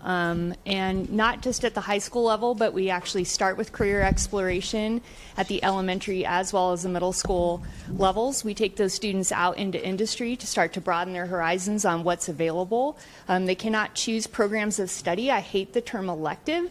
They cannot choose the program of study once they get to high school if they haven't been exposed to the plethora of options out there, not just those traditional tracks that students typically only know what that's about. I want to highlight a partnership that we have with Workforce Connections that's coming up with one of our workforce schools. It's our technical training academy that Jaime mentioned that will be opening in the fall. And the whole point of that school is to kind of blow up, so to speak, this whole concept of traditional delivery of curriculum. Students no longer, there's a great population of students that do not thrive in a 7 to 1:30 to 2 p.m. school day. So what we're doing is saying, we're going to give you flexibility. We're going to allow for you to go to school either day or night, and you're going to be partnering with industry professionals. We're going to be partnering with Workforce Connections, where they will help us link those students with those opportunities so they can not only go out into the workforce, get experience, but also do their schooling in during the day or night. So we're starting to actually rethink how we create these synergies between workforce and what we're trying to do, but doing it in a more mindful, strategic way. So just kind of a highlight. I know it's kind of a lot, but just to give you a glimpse of what's on the horizon. Thank you, Gia. And I wanted you to hear from her because, again, sometimes the community or the businesses are not aware of this, right? And not enough. And so, again, scaling that is going to be important. That's why you're here. How do we scale it if you didn't know about it? And Irene, you were going to church over there. I heard you say amen. Come on. Is that one? Okay. But I have we have a comment over here from Lori. Yeah, I mentioned that I have school-age kids in this city, and I've spent many years, and I worked at a school that was a higher education institution that took mainly high school students into college. And one of my findings is that there's no clear pathway to college if that is their choice, or even training programs. So you have a lot of parents who never went to college, and you have a lot of kids who are like, well, I'd like to go to college, but my family doesn't have enough money, or we don't have this, or there's no way we're going to be able to pull this off. And there's so many resources available, but there's no clear pathway. And I've come across so many students over the years that I talk to just anecdotally, like, oh, what are you doing next? Yeah, I don't know, probably just getting a job because I can't go to college. And I know they're Pell eligible. I know what the resources are. I know they could go to CSN free, but they don't know how to do it, and they don't have a support system that knows how to do it. And a few years ago, or maybe 10, I'm old now, but we really transitioned that guidance counselor role in our high schools. And I think we lost the element of mentoring students into their next steps, whether it's military, vocational, whatever it is. I just think that is a big gap that we need to find a way to restore. That's a solution. I don't know the total answer, but I think that is a great gap. And just one super fast story, Veterans Tribute is a vocational high school, or a CET, right? Am I saying that right? Yes. CT. My son went there. It's police, fire. Okay, thank you. CTA. Police, fire, EMS. I mean, it is an amazing experience for young people. They can walk out of there and go get a job at dispatch and make great money. I sat at their graduation. There was ballpark 140 kids graduating. They showed everybody's picture on the screen, who had what scholarship money, who had scholarships to what schools. Guess how many of those kids went to college out of that? 40. 40. They had double the amount of scholarship money than Foothill High School, who had over 600 grads that year. They had 140. They had almost $7 million in scholarship money for 140 kids, and 40 and a few little bit of change went to college right out of high school. And it just, like, that blows my mind. I'm like, every one of you could go to college if that's what you chose to do. But they don't have the pathway, and their parents aren't clear on the pathway either. Before you go, can I address that 1 second? Please. Thank you. I wanted to share also, I know Gia and I could spend the next 60 minutes telling you about all the stuff we're doing, but something else is important that's happening at CCSD. Last year, CCSD launched what's called a workforce fellowship. I know that word, but they have 50 high schools, bunch of career counselors in those high schools. And again, what we are doing is working with those high school counselors, immersing them for 9 months into this public workforce development system you just heard about. Local boards, community colleges, state boards, all this, the $150 million that we talked about.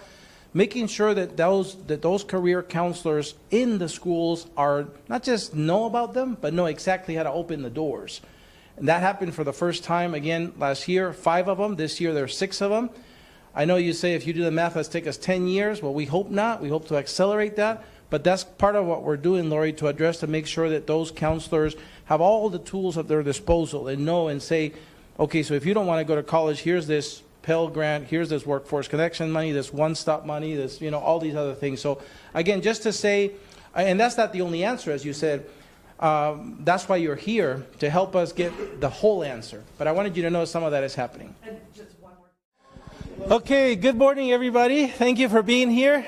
If I can ask you to be, what is it, Tom? You're saying something? Oh, okay. So if I can ask you to be seated, please, in your spots. I know we have 20 seats for 20 employers right here in the middle. And then we have seats also for our skill acquisition partners from our institutions of higher learning and the K through 12 system here on the peripheral. And so please find your spots. If you see me talking into a mic but don't hear anything coming out of the speakers, don't worry. It's all planned.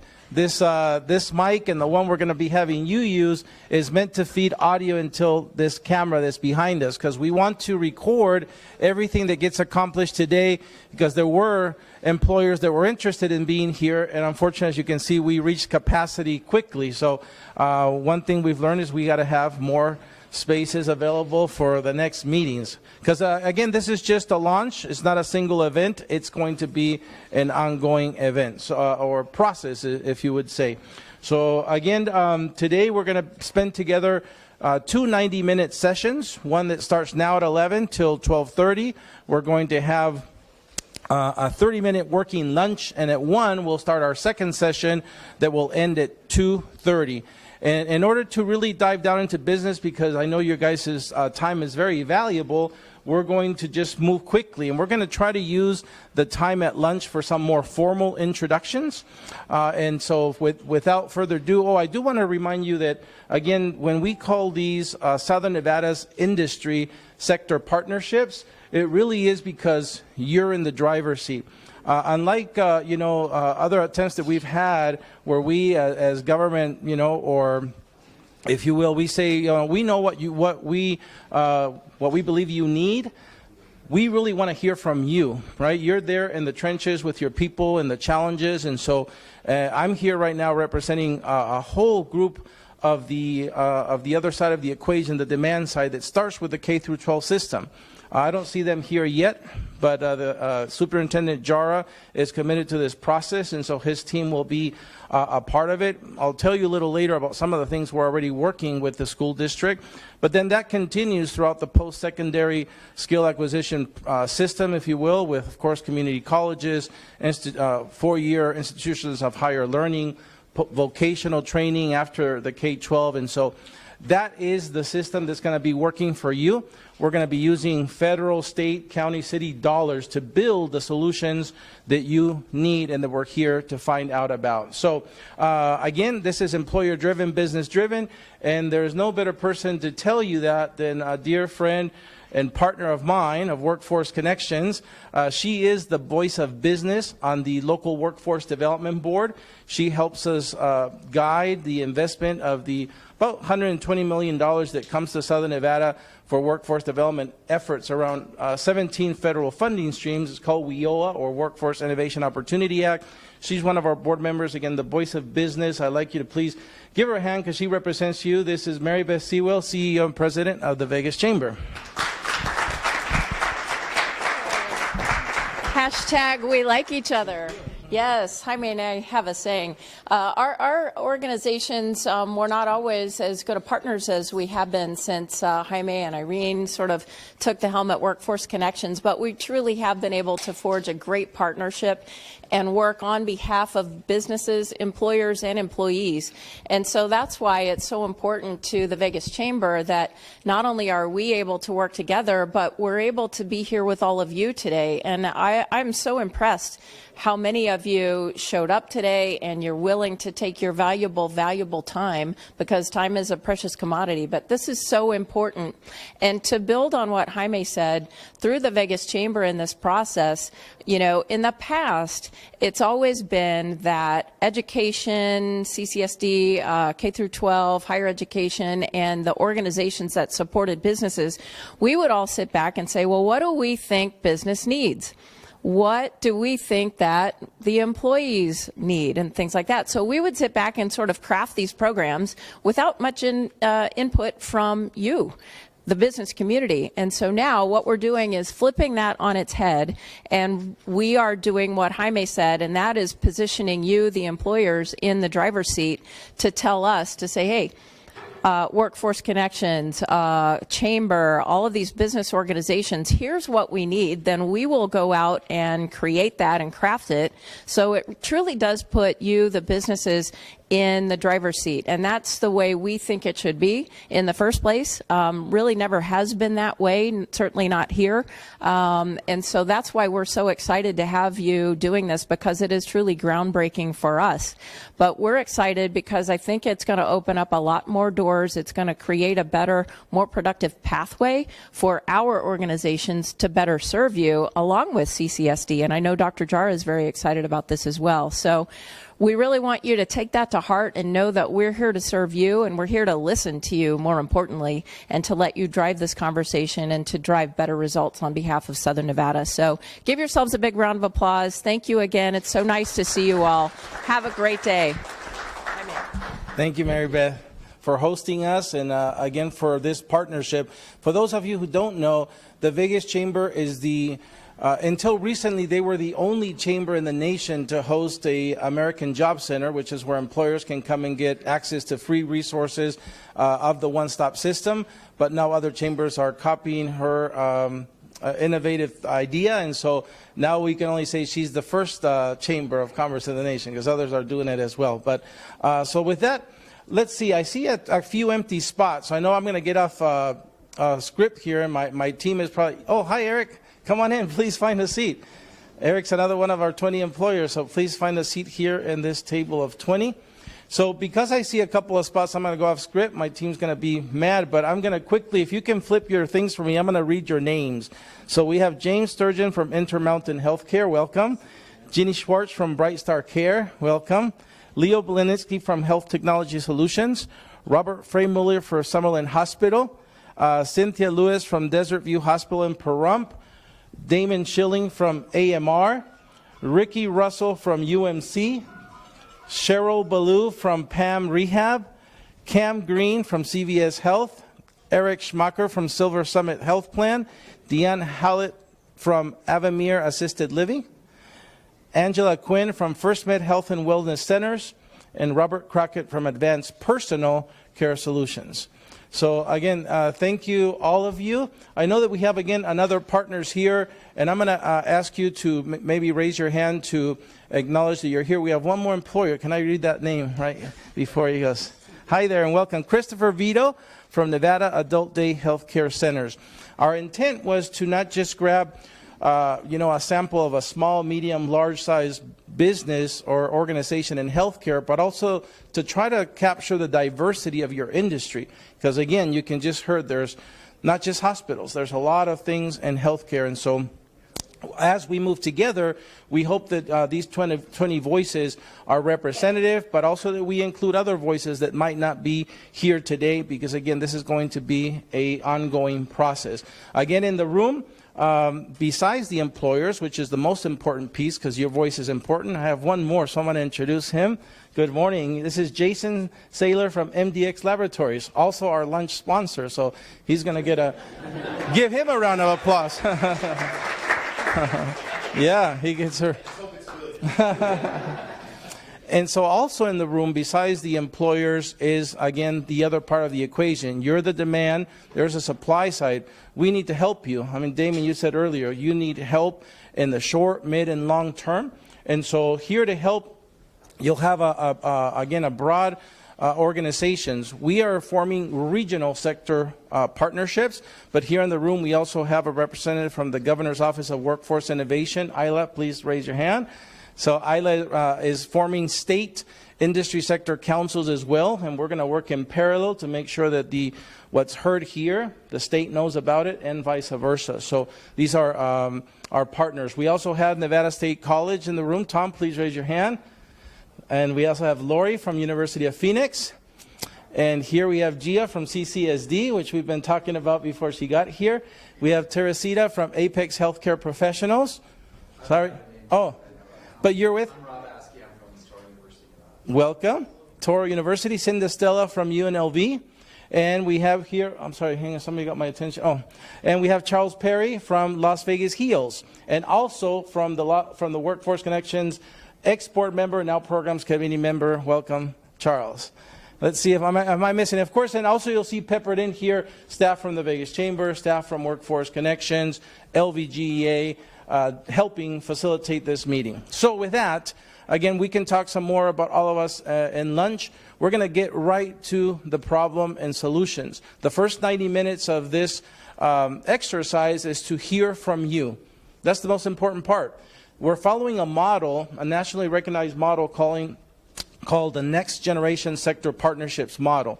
And this model is tested, true, it's been successful in other regions, and it starts like this. It starts with the employer in the middle of the table, the employer's voice being heard, and all of us on the supply side, if you will, in listening mode. And so with that, we're going to try to capture here, we're going to get some help and try to capture some short, mid, and long-term challenges you might have. And so Again, later we'll dive down into some more specifics, but let's just try to start to hear from you some, the first task will be short-term challenges for workforce development. Let me say this also.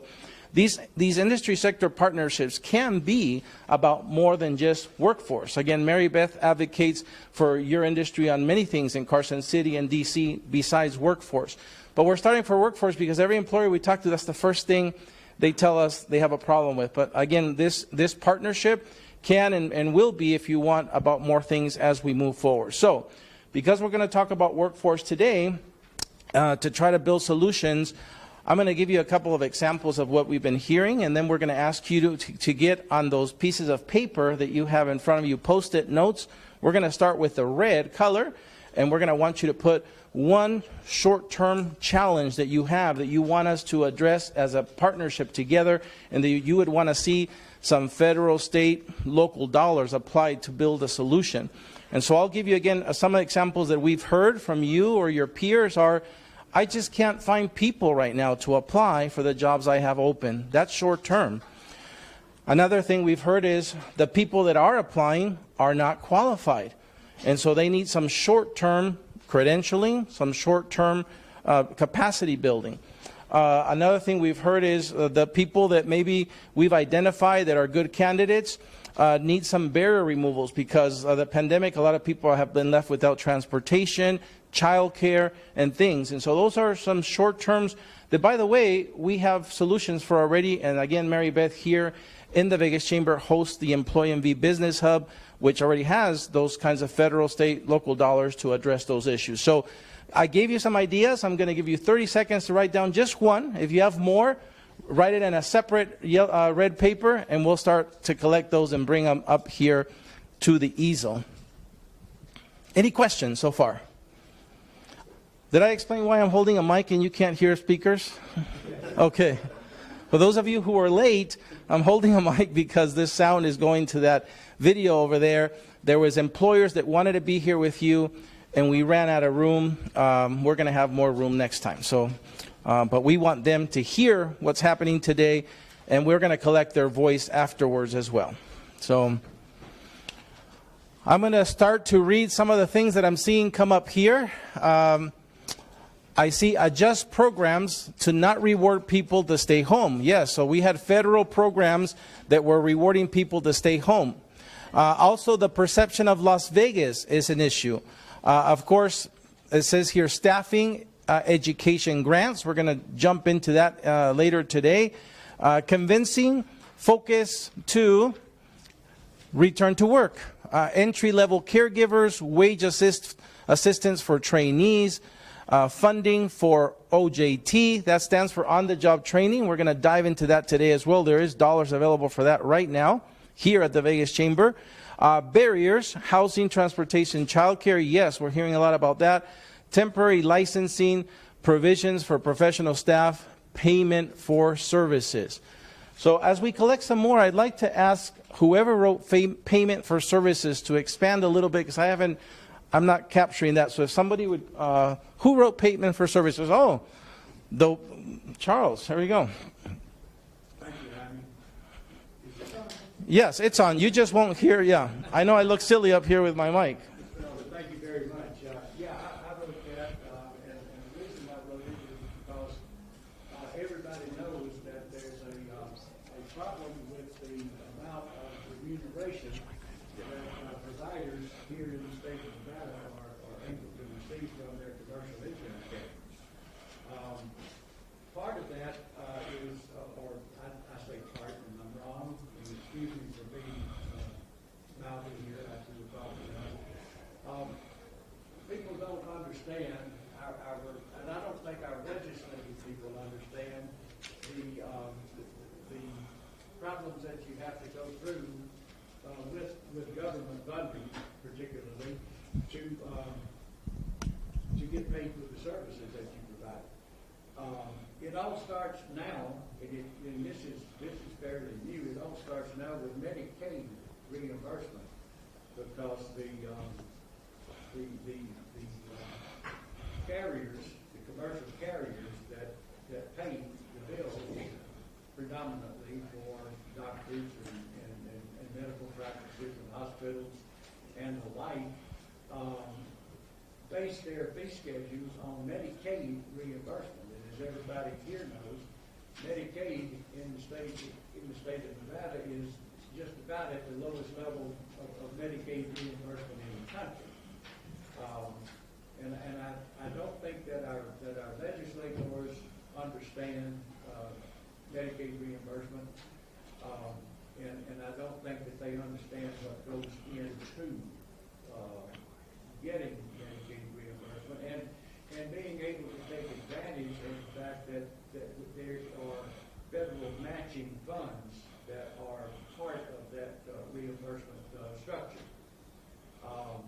I've spent the last 50 years here in the state of Nevada trying to convince people in Carson City and in the legislature that we need to do a better job with Medicaid. But it's always been one of those situations where if we allow it to be built, then we're going to have to pay for it.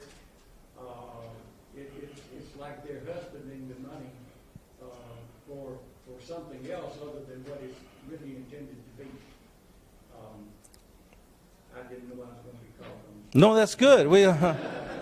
Thank you, Charles. So what that demonstrates is that a little 3 words on a little Post-it has a lot bundled under it, right? And that's why this is not a one-time event, a one-time conversation, but the beginning. So I want you to know also, I guess this is a great time to say that today we won't have the time to talk about everything. We meetings like this in other regions, sometimes the initial launch, we've seen it because we did a lot of research, sometimes is a 9 to 5 event. But many of you don't know us. And so if we would have asked you for 9 to 5, you probably would have said, I don't know you. You haven't built enough trust with me to get all my day. So we're hoping to build trust with you. That's why Mary Beth Sewell is here, so that you know this is, again, she didn't know us 3-4 years ago. We've earned her trust. I think, like she says, we don't just trust each other. # we like each other also. And she hosts us here in her chamber. Again, first chamber of the nation to do this, to really try to connect employers to the resources we have in the public workforce development system. So we're hoping to build trust with you so that this process will go on, and these conversations, as you see, can be very deep. But what I heard Charles say is that the way that the payments happen between the mechanism of the insurance that pays the bills and it comes to the practitioners is an issue. And so, again, I'm not an expert, but I know my board member here, Eric, who is one of the Medicaid providers of the state. And so the right people are at the table for us to dive into that.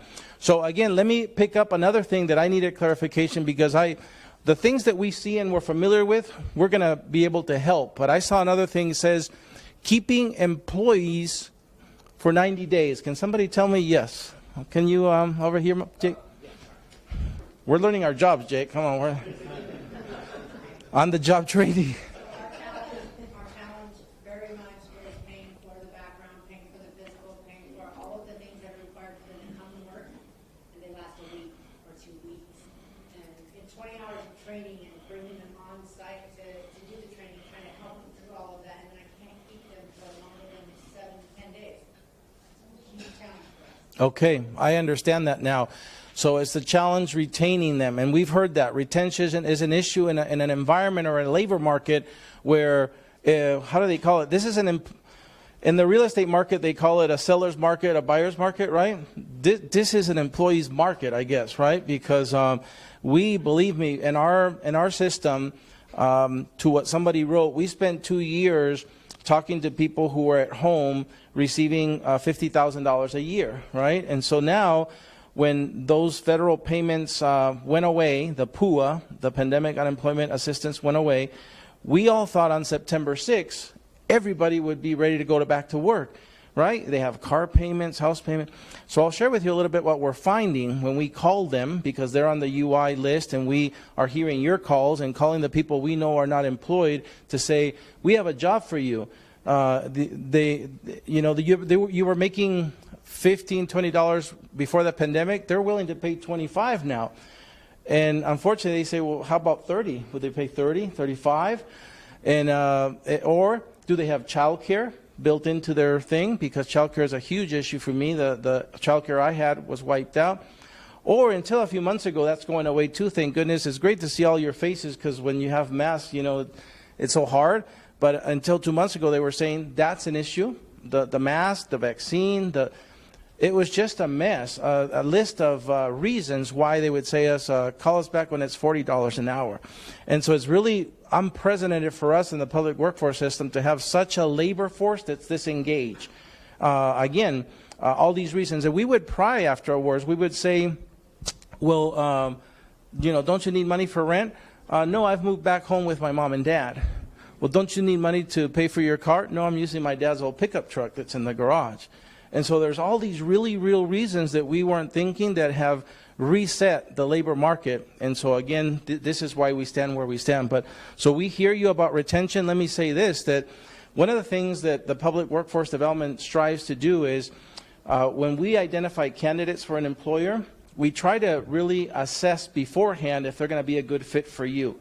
And there's many tools. I'll say one, when you walk outside Mary Beth's lobby, you'll see a sign that says Clark County is the largest work-ready community in the nation. And we use this assessment called Work Keys, similar to the ACT College Readiness Assessment, except it's not testing you for college readiness, it's testing you for work readiness. And so that's one example, but we want to make sure that the employee has a high probability of staying with you because of those very same reasons.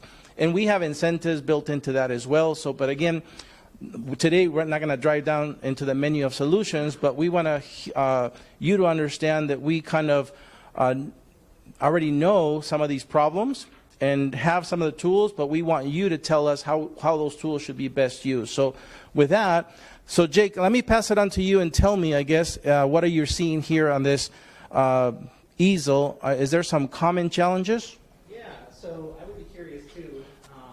Number one, if any of the other employers, as the other, your peers are speaking, definitely feel free to chime in and say, "Oh yeah, I'm having that problem too." And I'd be curious to hear more about like if it's one specific occupation you're talking about or all across the spectrum. Because some of the other couple things that we're seeing are we have a group here that talks about some of the education programs. Looks like we need to buy better Post-its, huh? Yeah. So we have one that says, few experienced applicants for key skill positions. We talked a little bit about the lack of training and learning opportunities. And it says, we'll note that it's not applicable. So I'd be curious just to hear whoever wrote that note, what they mean by not applicable when it comes to the training and education. I wrote that, and it's exactly. Please into the mic, sorry. I wrote that, and it's exactly one of the reasons why we're here. I feel like, and I used to teach in DC, but I feel like in the classroom and what's happening in the learning doesn't always connect to future jobs, future opportunities, entrepreneurship, or whatever. There's this set of standards that are created, and I get it, I used to be a teacher, but they don't match up with a larger end goal or a direction for a student. And so when they come into the workforce, they're just like, yeah, I got all these skills or I did this. And it's like, well, that's not applicable, And so we either have to retrain or take somebody who happens to have those skills over, these other applicants. Would you say it's more of they don't have the right types of programs maybe? Like we have, programs for CNA, but we really need pharmacy techs. More about curriculum mismatch. I would say curriculum mismatch, and then also, Nevada has, and Las Vegas in general, a lot of great CTE programs, but, across the board, I guess it's just, never enough, in terms of education. And I have a high schooler that just moved here a few years ago, but even some of the programs I wasn't even aware of. So just even understanding that the opportunities are available, but then once they max out, they max out. So then there's a limit. So how can we expand on that? Maybe it's not a CTE program, maybe a part of every educational curriculum has some component of CTE in it, as opposed to you having to sign in and get on this track. I think that's kind of narrow, and it limits the opportunities in education. I'm so glad you said that because I know Gia from CCD is back there smiling because this is the conversation we want to have. And this is there's no other time better, I guess, than this to tell you that the Vegas Chamber and Workforce Connections and the LVGEA 3 years ago, pre-pandemic, published Workforce Blueprint 2.0, which is, again, a tool to really fill the gaps. What are the occupations or the industries in demand, the occupations within those industries, and finally the skill sets that are needed so that we can build that workforce. And we work with CCSD to take that blueprint. Would you guys show me the blueprint up here, please, on the screen? I think it's at the end. There's even a link that we want you to have because the blueprint was just released and it's not even printed yet. But you can go and find the blueprint right here, and we'll give you that. It's the that's not even I think the public link. That's for us to print it, but we can show it to you. Yeah, but it's not even released yet. But what I wanted you to know is that blueprint, just like the past one, will be translated to what you're saying. Not just CTE high school, but middle school, and in this case, elementary school. This is a blueprint 2.0 for kids. Again, we work with CCSD on this, and we're going to, if somebody would please distribute these. There's 3 things here. One of them is the blueprint. Another one is something we did specifically for the construction industry, and the other one I think is for jobs in energy. And so it just gives you, again, not one thing is a solution, but it's a sign of the commitment of the partners to work, again, starting at CCSD, moving on to CSN, Nevada State College, University of Phoenix, Roseman, UNLV. Did I miss somebody? Toro, yeah. We get him we need to get him a thing so I can read his name. So that is the goal. And so we want to just demonstrate to you that we're not just, these are not words floating in the air. This is a commitment to you to approach this in a different way. Hearing from you and then building solutions. So I know that it's already, believe it or not, almost 11:30, and still time has flown by, but we're getting a great sense of what the short-term needs are. And again, we have a second session to really dive down and talk about what you think, how we solve those. But let's start to talk about mid. So I would like you to grab the orange papers and start to put down. Oh, we have a question. I'm sorry. Thank you for letting me know. Right here, we have a question. Just to amplify what Charles had mentioned, I think there's going to be a phenomenon that's going to happen when things settle down. First of all, as Charles said, reimbursement is the expectation of a potential employee for that particular job is A+++. So right now, potential employees out there right now are expecting a $10 an hour job to pay $20, $25 an hour. Now, when things settle down, reimbursement stays the same. And, I think that's one of the challenges that Rob and Charles and I have with regards to reimbursement. But so if that stays the same, when everything settles down, it's going to be a rule making for the rest of the population that it's no longer $25 an hour, it's back to $10 an hour.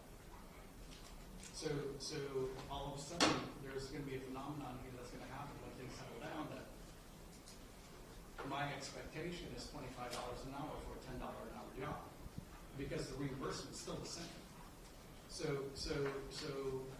I think the population will have a rude awakening when they find out that they've been living on $25 an hour, and all of a sudden, when things settle down, they're back to $10 an hour. So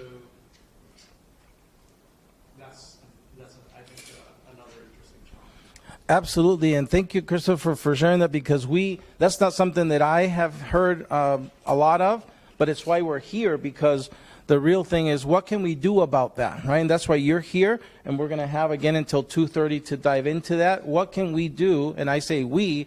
What can the Vegas Chamber do advocating at the legislature? What can LVGA, who, Tina, are you going to stay till later? I am. Okay.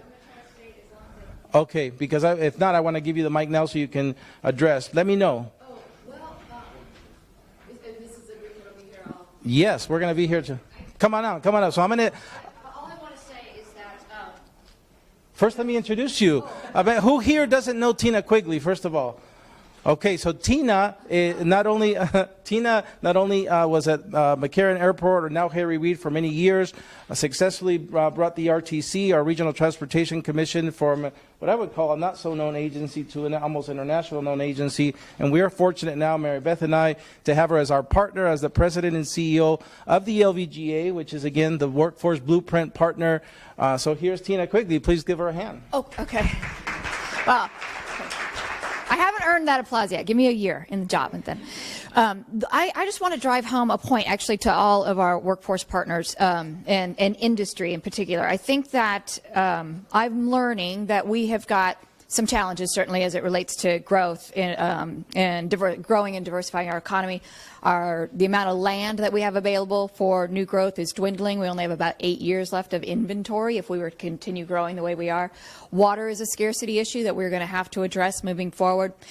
So those things could be challenging as it relates to growing our businesses here. But here's where I think we have the advantage. I think that our human capital and our ability to pump out a workforce will become a competitive advantage to us compared to the other regions that we are competing with, and that being like the Phoenixes, Texas, and Salt Lake, because we have trainable human capital here. But what we have to do, and that's why I'm so glad that you're doing this, Jaime, is that we have to hear from industry what we need to be training for. Otherwise, it's just a mess, a scattered mess. So we got to target what we want to train for and then work backwards, and that's where Jaime comes in to pump out the workforce that we need, because in the end, you guys, that's what's going to keep us relevant and continue to grow. That's all I have. Oh, thank you, Tina. Please give her a hand. When Tina says we, again, she means all of us, right? Again, yes. Can you scroll up? I want to see the bottom of this blueprint, please. Again, you know, the blueprint is not just the LVGA and Workforce Connections, but the Vegas Chamber, the Urban Chamber, the Latin Chamber, the Henderson Chamber, and GOED, the Governor's Office of Economic Development. And those were partners that helped pay for it. But if you open the first page, you'll see other partners who contributed as well. So, but again, we means a village. And so, as we said earlier, we're here to really try to address these problems that you are sharing with us today. So let's continue and dive right into the midterm, which we've been collecting already. And so, let's see. Jake, have you had a chance to? Oh, and by the way, Jake is here because Jake has done this in Oregon. Jake, like me, was the executive director of a local workforce development board, and he organized a successful healthcare industry sector partnership that gained national recognition. And so that was Jake is here. So Jake, let me pass it to you to see what you're seeing in the midterm. Yeah, so one of the interesting ones we have so far, it says changing skill needs, and it says more problem solvers needed. So I'm curious, whoever wrote that one, if they could maybe elaborate on what they meant by the changing skill needs. Who wrote that one? Uh-oh. Oh, okay. Hi, all, and thanks for doing this forum. This is great to have this opportunity. I'm Jim Sturgeon, and I worked at Intermountain Healthcare. I put midterm as more changing skill needs. I see it for our organization, and healthcare is changing. It's constantly changing, and how we tool our workforce to meet those changes seems to be an increasing challenge for us. And I put up there, I want to highlight the problem-solving skills because my joke in the organization is we hire all the problem identifiers that we need. We need more problem solvers. So that's my mission in life. If anybody wants to that. Thank you for saying that, because again, I know I want to reiterate it. I hope by the time you leave, I said that guy Jaime said it 4 or 5 times, so it must be what's going to happen. The problem solving is going to take a while. It's not going to happen. It's going to start today in our second session. You're going to start that conversation. But for the next few weeks, we're going to take the problems and start to build work groups. Again, these partners we have here, CSN, Nevada State College, University of Phoenix, CCSD, Roseman, Toro, UNLV. I got you. And so we are going to build work groups that are going to start to problem solve. And the chambers and the LVGA, and we're all going to push in this direction, and then we're going to come back here. First of all, today we're going to ask you which groups do you want to be a part of, right? We're going to say there's these 2 or 3 common challenges we have identified in your industry. which one do you want to be a part of, or all, whatever you like, and you're going to see us work side by side with you and move the resources that will bring those solutions that Tina was talking about. So again, today the beginning, but you'll see a process that will go on, and we'll come back here again someday, hopefully sooner than later, where we can run by you the potential solutions. You can say, yes, that will work for the industry. Let's invest in that. And that's when we'll use those federal, state, local dollars that have been allocated. Do you want to say something, or just turning it in? Okay. I would like to highlight something. I would like to highlight something here that says smoothing transitions from classroom to education. Who did that? Can you please elaborate a little bit on that one? This is your typical need for employers to find a way to get people in that we can trust who have integrity. We do so many background checks and so heavily complicated employment applications, and it takes 6 weeks to even get somebody to read your application because you have to put down so much stuff because we don't know you and we don't trust you. And so we need to find a way to build trust between potential employees and employers so that we can bring in people in a more friendly, amicable, and productive way so that it doesn't take 6 months to get your job. We would be happy to hire somebody tomorrow, but we don't know you, and we need to be able to trust you as well. So I think if we could find a mechanism to make potential employees easier to bring in from their training, from their classroom, from their schools, from their previous employers, if we could find a mechanism that would really help all of us bring skilled people into our current environments. Thank you, Cynthia, for saying that. So hopefully, again, I know my partners, Gia from CCSD, Frank at CSN, and Tom from Nevada State College and onwards, I think they're hearing you say, what can we do to improve that transition? I know they have counselors and they have mechanisms, but I'm hearing the employer say, can we do better? Another thing I want to point out here, because I think I know what you mean, but whoever wrote technical high schools focused on trades only, not college prep. Who is that? Okay. We've always gone through the philosophy that we have to prepare all of our kids to go to college, and that's not a reality. And in the state of Nevada, and I'm not originally from here, I'm not born and raised, I'm from a Midwest kind of gal. What I've learned very clearly is most of our industries are trades. And a lot of our students aren't successful in the programs that we have. You're looking all across the country at I think it was in Arizona that's thinking about dropping Algebra 2.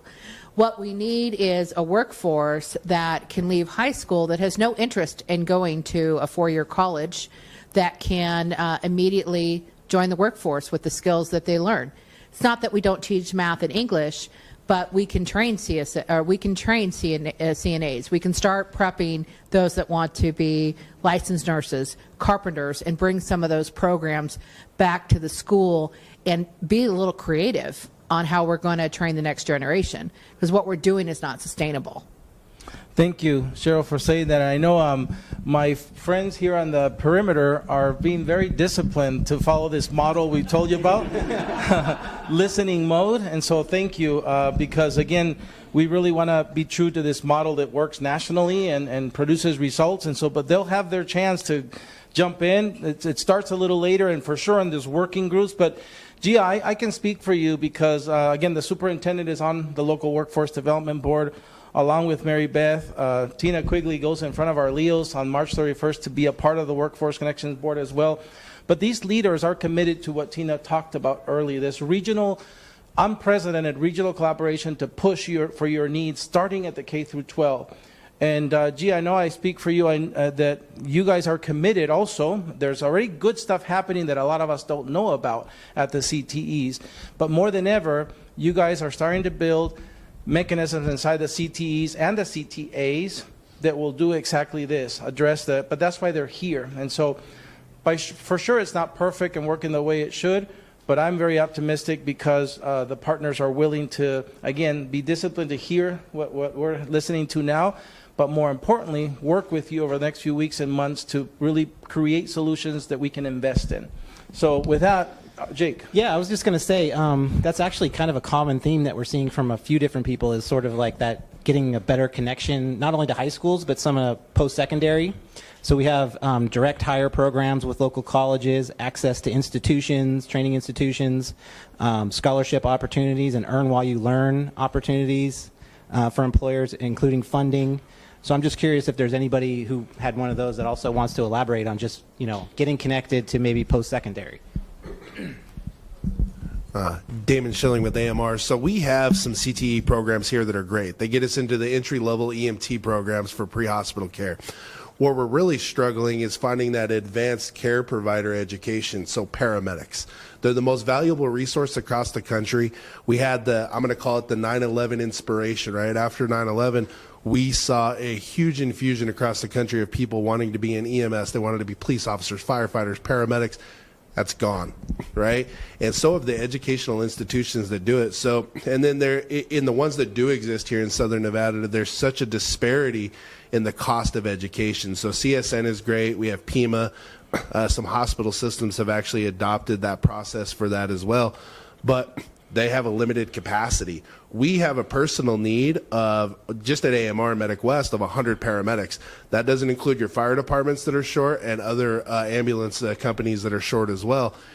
There's no capacity, right? So we've partnered with a couple of those education institutions, and we're maxed out.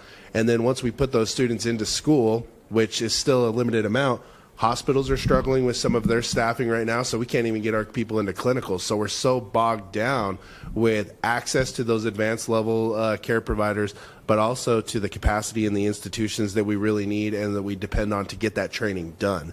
So if we could have healthcare grow. I mean, EMTs are great. All the high schools, or a few of the high schools, are starting to do those programs. We have an Earn While You Learn program that we're trying to put 60 people through now. It's the paramedic side that we're struggling on, and the disparity. CSN has a really good, affordable program. Others do not. It's almost triple the cost. And once again, we run into that capacity issue. So if we could have other institutions that had that advanced level care provider curriculum available to our people, we have people that are willing to do it, and we just need access to those classes. Thank you, Damon. Again, I appreciate that those partners are here in the room listening to you and committed to, again, crafting the solutions you are expressing you need. Before I go to a couple more of this orange short midterm, I was reminded these white, funny-looking things in front of you with lights, they're not Star Wars droids, they're battery things. And so if you want to plug in your phone and charge it or your laptop, that's what it's there for. What's the good name for it? USB something? USB, yeah. Yeah. So that's what that's for. So let me ask you, I think I know what aging workforce, we all know that. Before the pandemic, we were all talking about the future of work. What did the future of work mean? The big challenge nationally was aging workforce. There was a large segment of the workforce that was retiring, and the emerging workforce did not meet or match that gap. So that was a huge issue. Another big issue pre-pandemic was automation. Remember that? With the robots and all that stuff? When is that coming? Let me tell you, that is here. If you go to the strip now, not only will a robot mix your cocktail, take your order, but it will deliver stuff to the room. I mean, it is here now. And so the pandemic really accelerated the future of work. But the aging workforce, I think, it kind of deaccelerated it because people are kind of staying a little longer. But it's still an issue that we have to address. So aging workforce. I want to hear from who said identifying broader perspectives across roles/opportunities, short and mid. I said that. Okay. It's short and long term. I said that, and it's short and long term in my mind. It's the conversation of every healthcare organization that we're more than just maybe those primary. So hospitals have more than doctors. Nursing facilities have more than nurses and things like that. So even painting that picture and having the conversation with students, all the other pieces that go into that, and all the other opportunities that are available, and maybe you start here and grow. There. My pitch to the schools I've been working with now is like CVS is more than pharmacy. So like, sure, you come to retail, but you could go and become a doctor or a technician or things like that. Yeah, so that career mapping and idea of talking to students to kind of get that dangling that carrot, if you will, to say, hey, come to this organization or come to this group, and maybe you start in paramedics, but then you become a trainer of training paramedics, or you become a chief executive officer and making decisions so helping them to see, I think, in our workforce now, too, people want to know, well, more what's in it for me, and where can I go? And I don't think we do a good job of that as our company even, but in the schools too. We have the positions that people see, but there's so much more involved in that, and there's so many different opportunities. So I think as a whole, when we talk to the workforce, we could be painting that, and people could say, that there's more than that. I think there's just such a limiting view. Especially when you look at healthcare. When I talk to students all the time, I always ask them, name 3 or 4 things in healthcare, and then I name another 122 opportunities. They're like, I never thought about that. And I'm like, yeah, so. I'm so glad you say that, Kim. Thank you for saying that. And again, I'm meeting eyes with Gia. She's on it, and that's the goal. Again, when you look at this blueprint for kids, we only in this little thing, we highlight 30 of the 100 that are highlighted in the workforce blueprint. But then that's why industries like the construction, the Build Nevada organization said, hey, we love that idea. Can we talk about 6 particular occupations in construction with the kids? And then NV Energy came and said, can we talk about careers in energy, right? And so you're absolutely right. I think we want to help the school district put together tools of any kind, or maybe scale up the tools they already have to do to do a better job at mapping the opportunities early, right? Because why wait until they're 17, 18? Why not make sure that they're talking to their parents about that earlier? But again, let me tell you why we're optimistic. The superintendent is on our board. We work with his team very much in unison.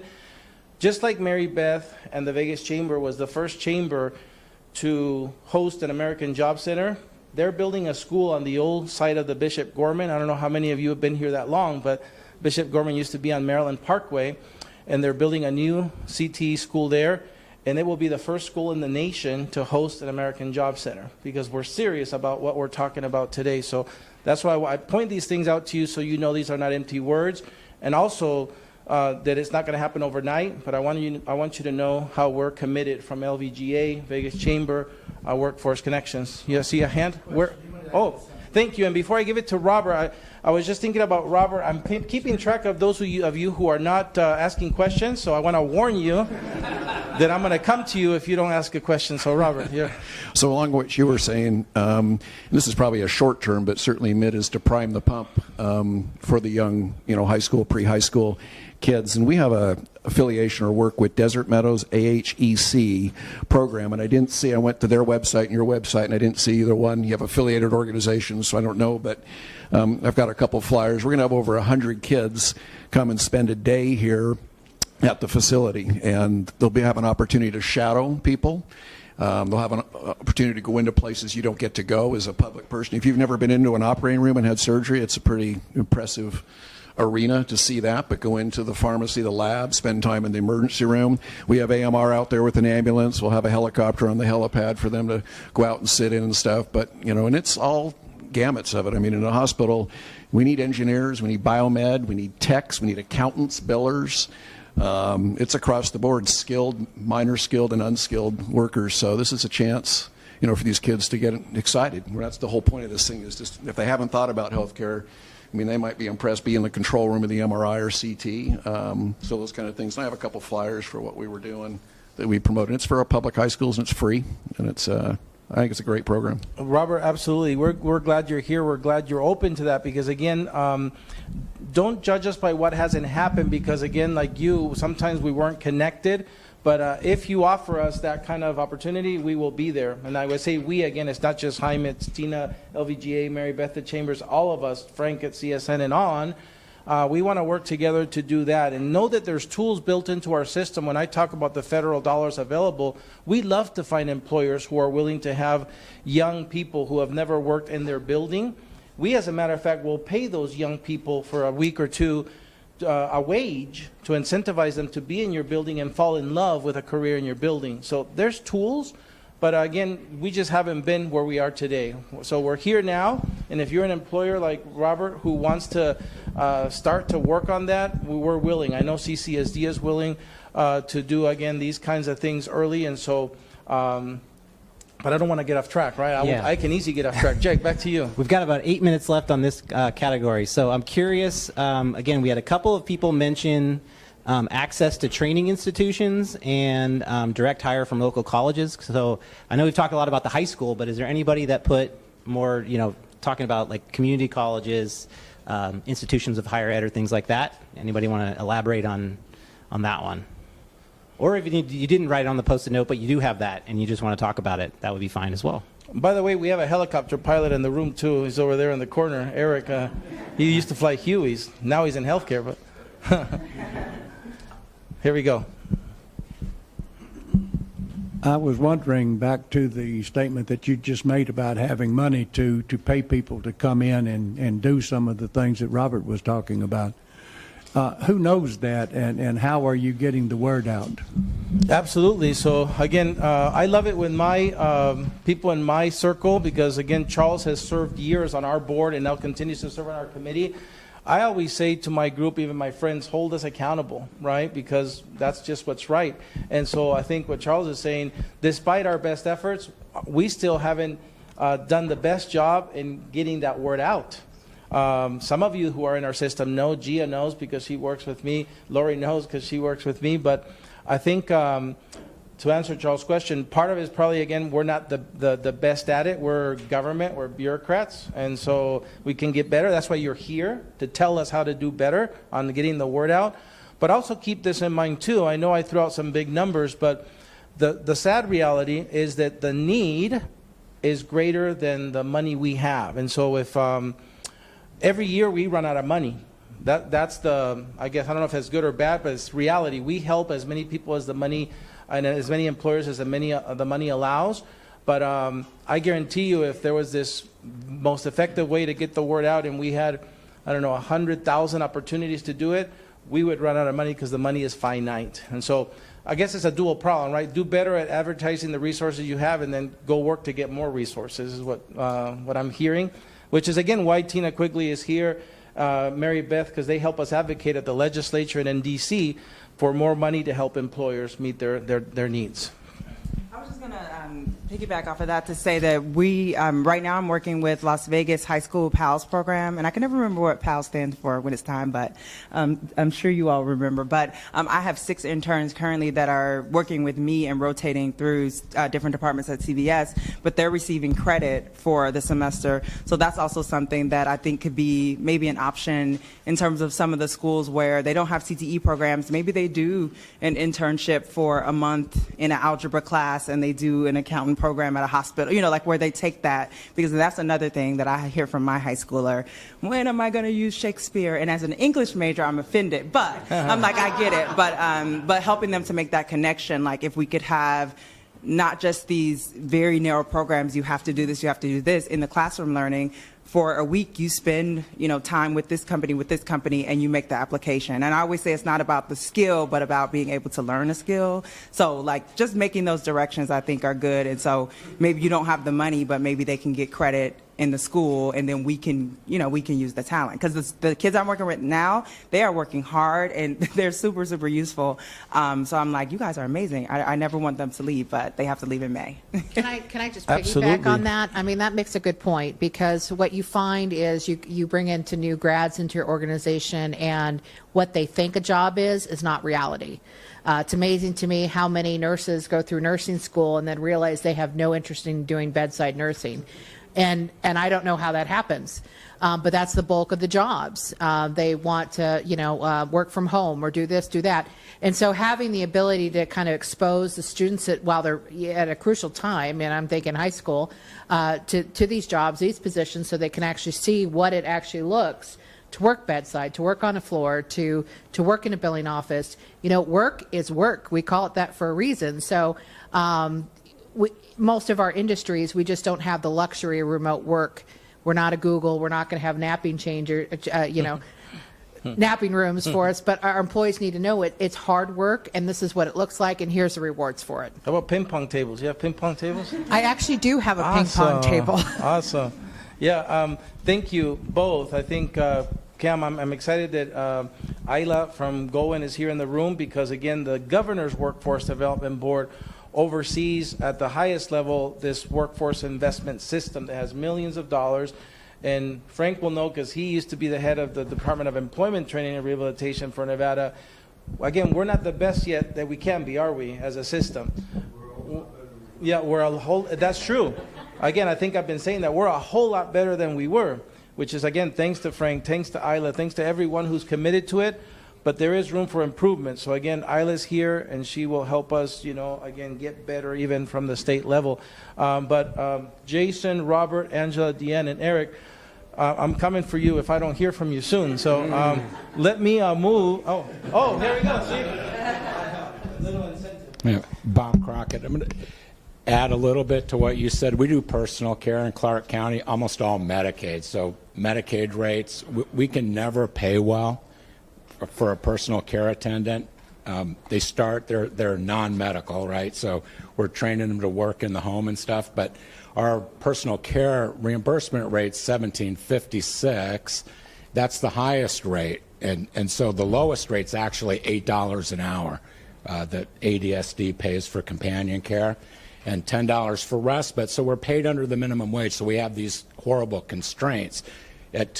Later today, we have the PCA or crisis task force because of the shortage in the city, and we're probably missing thousands. We're short thousands of personal care attendants.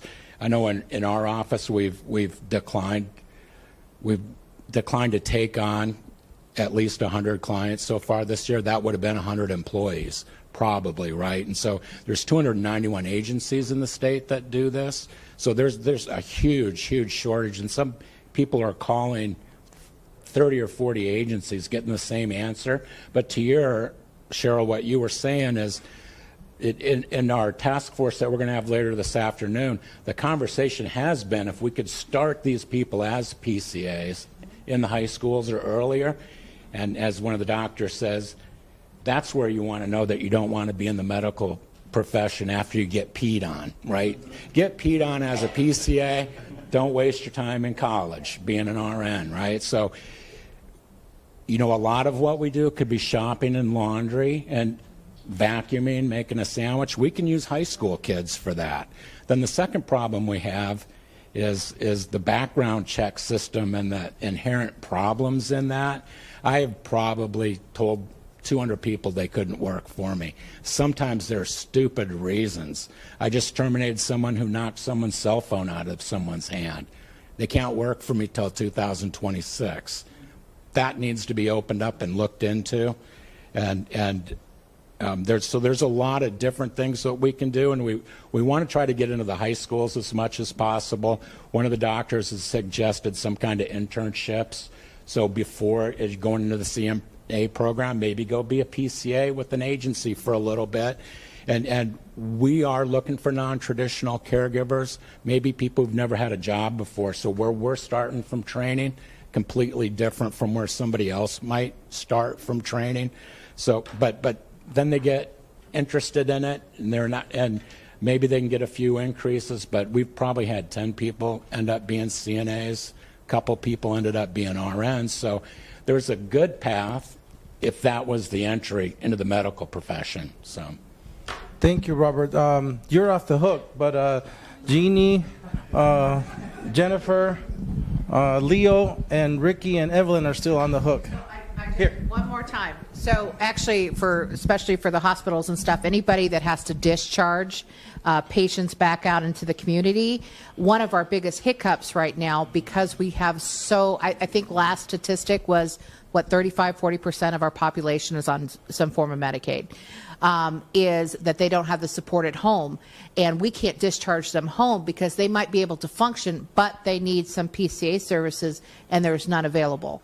So, to be able to support that helps us in the long run. So this afternoon, as we move that direction, I think this is a great way for us to go. We start them up, we encourage them, they get the training there, then they go and get their licensure as CNA, and then we continue to encourage them. But you're right about the other thing too. If you can handle that, you can handle anything. So expand a little bit. When a lot of times we call the PCA program the moat around the healthcare system, but there's no water in the moat. And if you would actually train people, and to the district, I had a conversation with the Valley discharge planners in November, and it's like such a simple concept. If you could just develop a program, 1 or 2 hours to train PCAs how to prevent someone from going back into the hospital in that 48 hours after discharge, what's the ROI on that? It's probably huge, and we could probably do that in the next month or two. And there's 13,000 PCAs in this state, right? So there's a lot of people, and then to your point, you can't even get a PCA to meet someone at their home because we don't have people. But if we did, and maybe it's a separate program, accompanying people on discharge, but we could do it. It'd be easy. Not too. So these are the kind of opportunities that we're excited about tackling with you, and again the partners. And by the way, again, you're not seeing them. I do. The skill acquisition partners in the back of the room are working really hard at being disciplined and being in listening mode. So please give them a round of applause here. Acknowledge their hard work. They want to jump in, and so let's move. Oh, I see Jeannie. Okay. Hi, I'm Ginny with Bright Star Care, and we're also a home care company. We are actually private pay, so we don't have some of the challenges that Bob was talking about. But we are, of course, short people, and we have been turning down business every day. There's so much need in the community, and people are not getting the care that they need. And our biggest thing, and I put that up there, is the child care and the transportation and such, because our employees obviously are all over the valley, and they have to be able to get there, and they have to have care for their kids. And of course, the pandemic was just a mess with that. But we could easily, if we could hire 40 full-time people tomorrow, we could have them employed without a problem. And so the quantity of people doing these jobs and the support for them in their everyday lives and stuff is really just, that's what we try to do at Bright Star, but we can only do as much as we can do. Thank you, Jeannie. You're off the hook now. But again, there's so much to tell you about, and we want you to talk more than we do today. But since you mentioned childcare, there's a multi-million-dollar project, and Irene could fill you in more on it if you want during lunch or later. We're working with the Vegas Chamber again to provide people the opportunity to go back to work by paying for that childcare.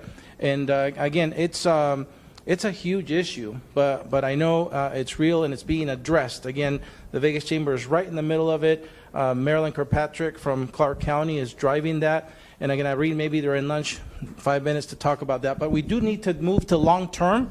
Otherwise, I'm not going to pass the next generation partnership model, right? So let's as you write down challenges, single challenges on those green pieces of paper, I will tell you some that we've been hearing about, and I think you organically has come out already. Why aren't we doing a better job as a system, again, us in the back of the room and us, of exposing families and their children to the many opportunities we were hearing about here, not just nurse and doctor, but everything else? Why aren't we, talking, not just having early exposure opportunities, but why aren't we having meaningful connectivity with the district, right? They want to. Again, I can testify for Gina and her team that Gia wants to have this, and that's why she's dying to come up here and tell you. But so this is what we're going to work on, these longer-term solutions to really connect your industry with that pipeline. And of course, the longest is always that earliest piece, K through 12. But it also applies to the community college and the institutions of higher learning that are here in the room, and even those short-term vocational training institutions as well, which you know about. And so let's start to talk about Nevada needs more. Well, Nevada needs better Post-its, first of all, because these things are falling off. Look at, oh my God.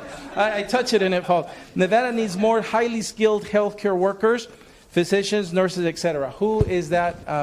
Okay. James. So just projecting out to the future, attracting physicians, APPs, those nurse practitioners, nurses, just getting those folks into Nevada is a challenge. And we're all recruiting them. We're all trying to find them and lure them here. We have a lot more tools in our toolbox now because we've got professional teams. We've got the Smith Center, all this complex. We've got all these things that normal people have in other cities. So it's not just about the Strip, but we need a lot of help. Because in order for us to expand with the number of folks that are moving here or that live here, we do not have those resources now. We have to import them from somewhere. And thank you, James. And the next thing that I caught my attention, Tina, you're going to love this one because it ties into what you're saying. Oh, I'm just holding this up like this. It ties in, how do we bring and attract those people? Somebody wrote, we need funding for this, but we also need to make Nevada sexy again. Oh, I want to hear all about this. Yeah, exactly. So this goes in line with exactly what James was saying. There are qualified providers across all levels of healthcare throughout the country. How do we get them back here? I was born and raised in Nevada, and I remember growing up here how appealing it was to the family life. I think we've lost that along the way somewhere. It doesn't seem as appealing to the individual. We do a lot of advertising to appeal to organizations and companies. Come out to Nevada. Here's all of the benefits. We need to start focusing on the individual employee and giving them all of the benefits. We've worked with Brian Gordon and Applied Analysis to really make that economic sense to somebody. We've put together all of these workbooks that say, hey, look, there's just simple things, right? We don't have any state tax. That automatically gives you a little bit of a bump in your pay when people are looking at how much I'm going to get paid. We used to have one of the most affordable housing markets in the country. We used to have great fueling prices, but we need to find things that are really making this state sexy again, right? And I use that term, but it's we need to find the things that are going to appeal to the individuals, not just the employer, but the employee themselves. And there is a lot of things that this group, the chamber, the groups beyond this group can really do to help kind of bring that back. And so that's what I meant by that. I love it. I do want you to know that moving forward, as the months and years go by in this industry sector partnership, you will always be known as who brought sexy back. Hey, that's good. Okay, that's good. But so Tina and her team at the LVGEA does this every day, right? I was in her office Monday with a big employer that I can't say because you would shoot me, right? As a signed thing, so it's secret. But she's always out there trying to convince large, medium, small businesses to make Nevada their new home. And so when you look at the publications that the LVGA puts out, all of that, right? And we always communicate the friendly business tax structure. We communicate, the beautiful weather in the outdoors and that there's no earthquakes here, no floods. And we also now communicate we have the NHL, the NFL, the WNBA, all these great things that make Nevada sexy. But if you were to ask me, and again, I know Tina wants it, Mary Beth, and hopefully you want it, we want to make part of that pitch of what makes Nevada sexy is that we care about what you as an employer wants and needs, and we're investing the federal, state, and city dollars to make that happen with our partners at the CCSD and these institutions of higher learning as well. I want that to be sexy. Do you? All right. So then we're going to keep working. And let's see. Another one. Jake, have you found any common things? Yeah, this one's interesting. It's actually a little bit more of a broader scope, but we talked a little bit about curriculum in K-12, so maybe we'll skip that one for now. Building a community. I know, did we talk about higher skilled positions? Yeah, that was the first one? Okay. I picked, yep. So the other one that looks interesting maybe is keeping the professional healthcare providers. So very similar, kind of the other side of the coin to the recruitment is maybe the retention of the providers and the higher skilled workers. So who is that? Who's still on the Charles. I'm back on the money again. I think we can all remember back to the 2006, the Great Recession, as it was called, when we were losing nurses leaving the state of Nevada because the hospitals were not hiring them at that time because of the Great Recession and because of the financial ramifications of hiring somebody that was a graduate nurse that had not had any practical practice with their skills. Las Vegas Hills at that time came up with a program that we called Healthcare 2020 that essentially allowed a hospital or a medical facility to hire these people, and then through a relationship with the Department of Labor, we were able to pay 50-60% of their salaries for, up to 90, 120 days and the like. And that worked out pretty well for us. My fear right now is that we are not keeping physicians as we are able to recruit them to here. Again, that's because of pay for service. They can go anywhere in the country and make more money in their practice than they can here, and they do here. And so my concern is that we're investing a lot of dollars in the state of Nevada to educating physicians, nurses, professionals of that stripe. But if we can't pay them, if they can leave and go to Arizona or Utah or New Mexico or Mississippi or where it is, we're not going to keep them here. And so what I'm thinking about is that what we're doing is we're just educating professional healthcare providers to get the heck out of here and go someplace else and work. And I don't think that for the team, before I forget, Sonia and team, if you would guys please reach out to Angela today and get from her what I'm going to ask for now, right? Because again, at the end of the day, all this boils down to this. We want to create the solutions that you need, and we want the local elected officials to support them. We want to find the funding for it. Again, as I told you, some funding is already here. Some more might be coming. But with all that said, it looks like we have, at least right now, 4 clusters of things that we can focus on. And again, it's not final. After the round, you might say we were wrong. There was 5 or there was 3, and so. But this is how we're going to start.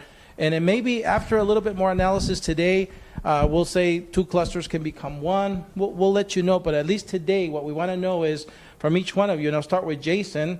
One more round of applause for Jason and the lunch, please.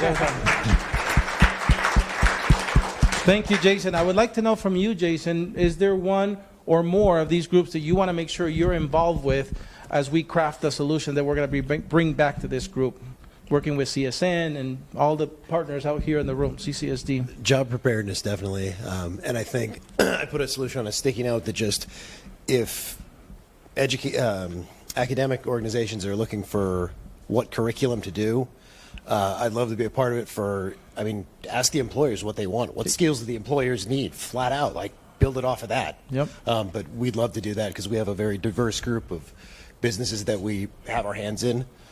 So whatever the needs are, even if there's something that we don't necessarily do, but it's a booming industry that the curriculum can be helped with, we know somebody. Okay, so would you please write down MDX, Jason, and that one. I'm kind of feeling that even though the classroom to jobs doesn't mean just K through 12, almost feels like K through 12 and the classroom to jobs could become a working group, right? So we'll figure that out, but we know Jason wants to be involved there. Robert, how about you? The shortages, number 2 over there. Okay, let's get Robert's name in that second. Anything else? That's good enough for 1? Yeah, that's good enough, but I was thinking about the apprenticeships things. When we talked about personal care being kind of at the very, very beginning because there's no licensing or anything like that. And then we talk about high school kids. It does seem that, a lot of people might not want to be PCAs, but if they can't afford to go to college and they know they want to be a CNA or they know they want to be occupational therapists, maybe with all the money floating around, they could get scholarships based on hours worked as a PCA. So $12 isn't enough maybe, but maybe scholarship they might get go to UNLV because they worked 1,000 hours as a PCA, then makes it worth it. And then you get a person who has dealt with Medicaid clients and the diversity that Medicaid clients have, solving problems on your own because you're in the home. You can't whine about it, right? You got to get it fixed. And then you got people who might move in and be a lot better able to deal with different people and be more comfortable in their new career. Thank you, Robert. We're going to go to Deanne next. And would you add Eric to that list, Sonia, to reach out to Eric today? He's our board member, so I know how to get a hold of him. Deanne, it's So you. being an overachiever, I definitely want to participate in staffing and diversity. Okay. So those two right there. Deanna with Avamere Assisted Living. Thank you. 1 and 4. So Okay. So Cam is saying this one right here? Well, is that 4? Yeah, 1. Yeah. Okay. Classroom to job. So let's put Cam there and over there. Yes, thank you. And we're going to Cheryl. In 6 weeks, I'll help you wherever you ask me to. Oh, wow. Okay, put Cheryl's name everywhere. Yeah. I'm finishing my capstone right Okay. now. I'm a little tied up. All right. 6 weeks, and then Cheryl. Yeah, 6 weeks. Game on. This is your new capstone. Evelyn. I was thinking staffing and diversity. Okay. So Evelyn goes there, and over here on this one as well. Ricky. Yep, all are important to us, but for right now, the acute staffing shortages are going to be our most priority. Yep, Ricky right there. Damon. I would say staffing for sure, and then probably classroom to jobs because we do a lot of earn while you learn. So. Okay, thank you. Jennifer. I would definitely say staffing. Okay, Jennifer's on staffing. That's you, Jay. Was there somebody here besides Charles? Yes, there's a lady here. What's her name? From Pahrump. Would you please follow up, Sonny, on that? Okay. Jaime, I would just be pleased to serve on any one of these. Oh, that I know. People Yeah, we could. would think that I could be useful. Yep. Thank you, Charles. I'm retired. I know we abuse you. We call you for everything. Thank you, Charles. Thank you for your. Robert. I think the staffing for sure. Just Okay. We need everything from A to Z, and have quite a few hospitals here that we could use as venues for training, different things. Whatever. Sounds good. Thank you, Robert. Christopher. Staffing, definitely. Okay. And I'd like to make a couple of comments. Diego really, really put HEALS and staff level people together. Because, Charles and I are one of the founders of HEALS, and we were at the leadership, so we didn't really hear too much from the staff level. When Diego came in with his social media, it seemed to gel very well, and so I think, Diego's doing an outstanding job. The other thing about apprenticeship, apprenticeship in healthcare is great. I agree with everyone. Surprisingly, I actually had an apprentice in our garage. I was actually one of Tina's providers of transportation. We were doing about 7,000 rides per month for seniors and the disabled. And we have a garage. And we took on an apprentice, 19-year-old apprentice, out of high school. He's now 23, and he is considered a master mechanic through his apprenticeship. So it works.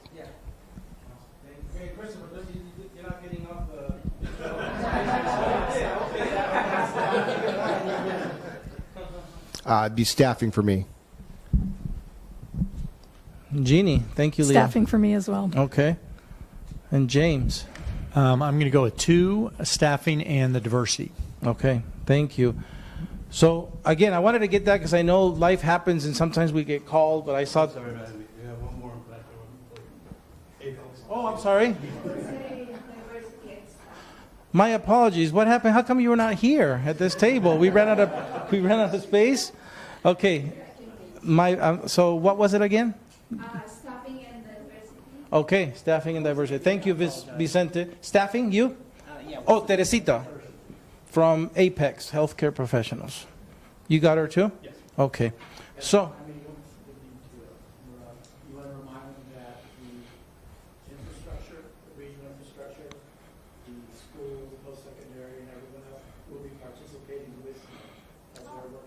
Oh yeah. Okay. Thank you. So yeah, that definitely worth highlighting that now that we're going to start to work on crafting collective action or potential solutions for these challenges that you've identified. Of course, it takes these folks, right? CSN, GO, and Nevada State College, University of Phoenix, CCSD, Toro, UNLV. Am I missing anybody? There's others, Roseman, others, but. This is the that regionalism that you've been, hearing about that before wasn't in the room together.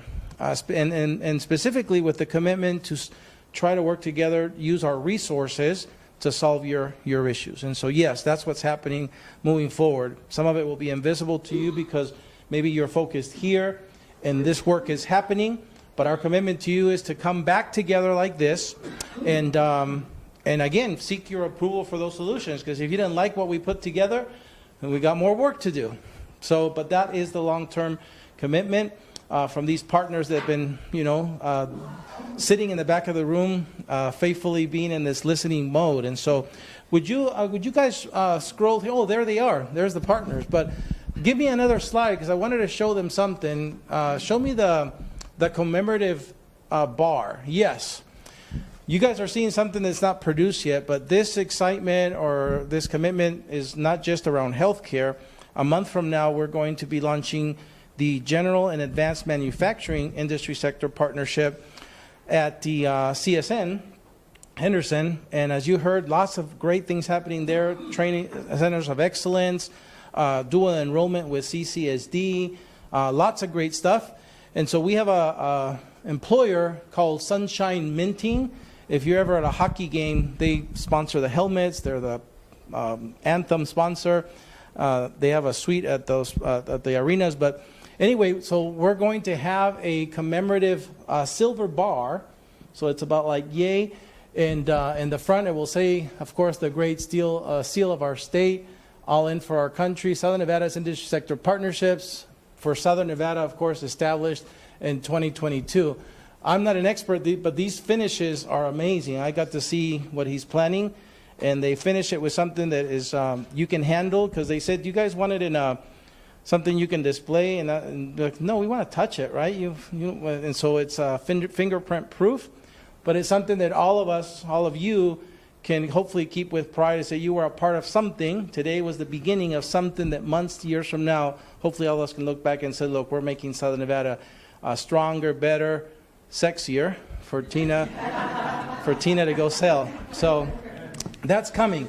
Am I forgetting anything else from the presentation? So these, you will get these at our next meeting, because obviously they weren't produced yet. I think they're going to be ready in 2 weeks or something, but we'll get those to you, and not just to the employers, but of course our partners out there as well. So can you slide through? Am I forgetting anything from our presentation? No. Oh, can you show me the blueprint one more time?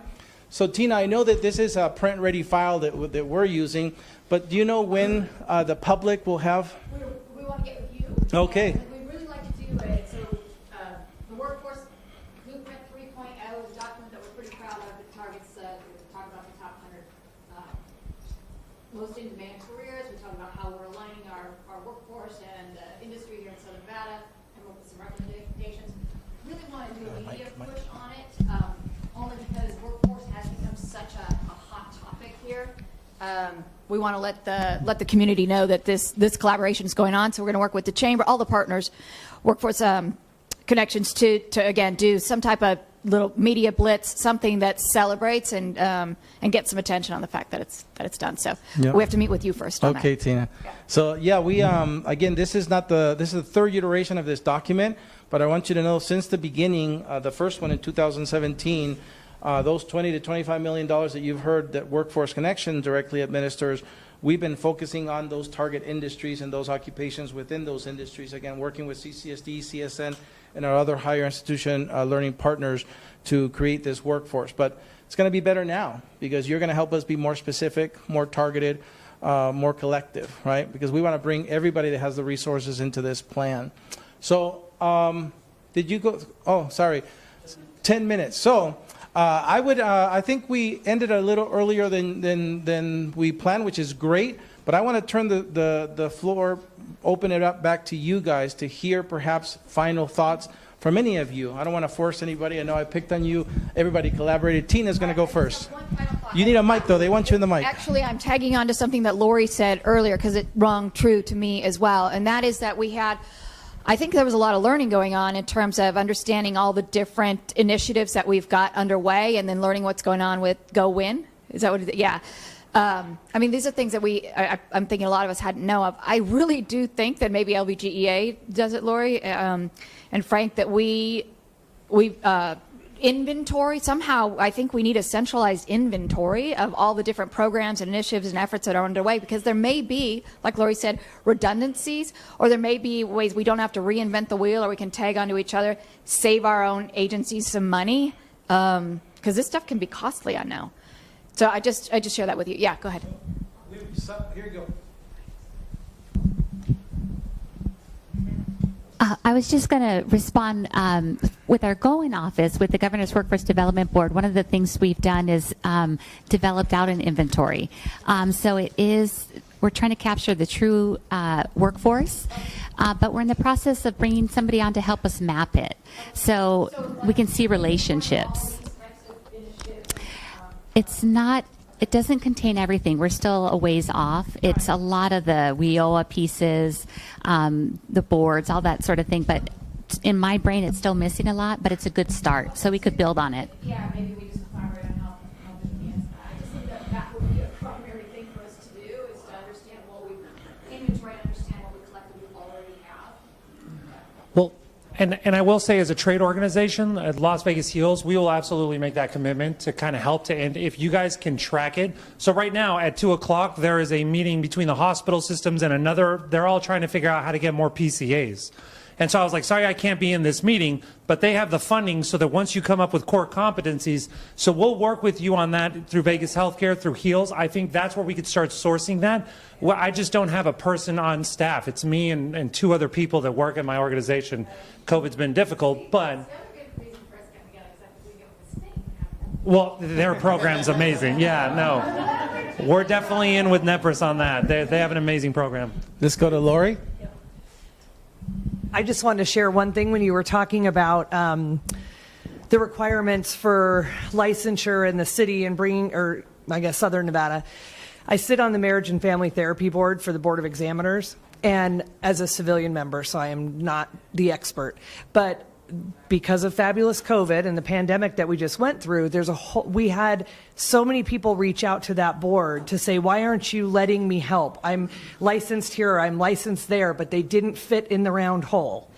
So we had a lot of square pegs that weren't fitting in the round hole, but we needed those square pegs really bad. So we were able to, for the first time in decades, re-look at the statutes.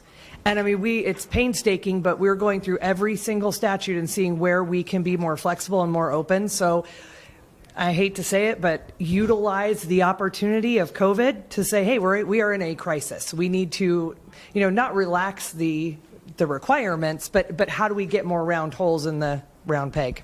Square holes, round peg. Thank you, Lori. Can I go to Tom? I need to ask Tom, and I see Isla too. We'll come right to you, Isla, after Tom. But Tom, we have, again, several of the members of the LVGA 50 here, you, Frank, myself. But again, Tom is representing Dr. Pollard from Nevada State College.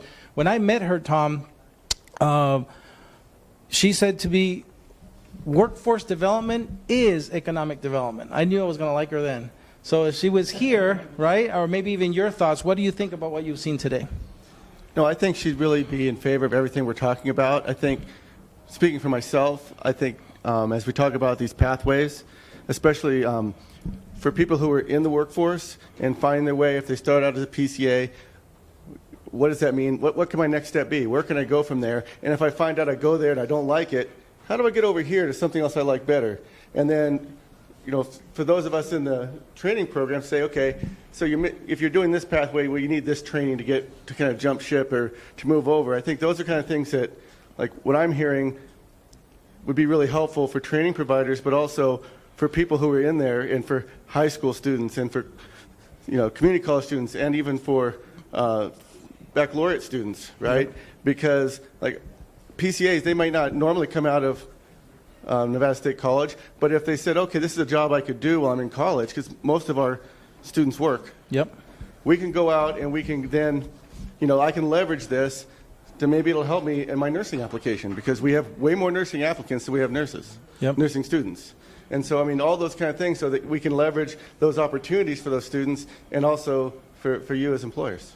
Thank you, Tom. Ayla, I know you wanted to say something. Super fast. I just want to speak.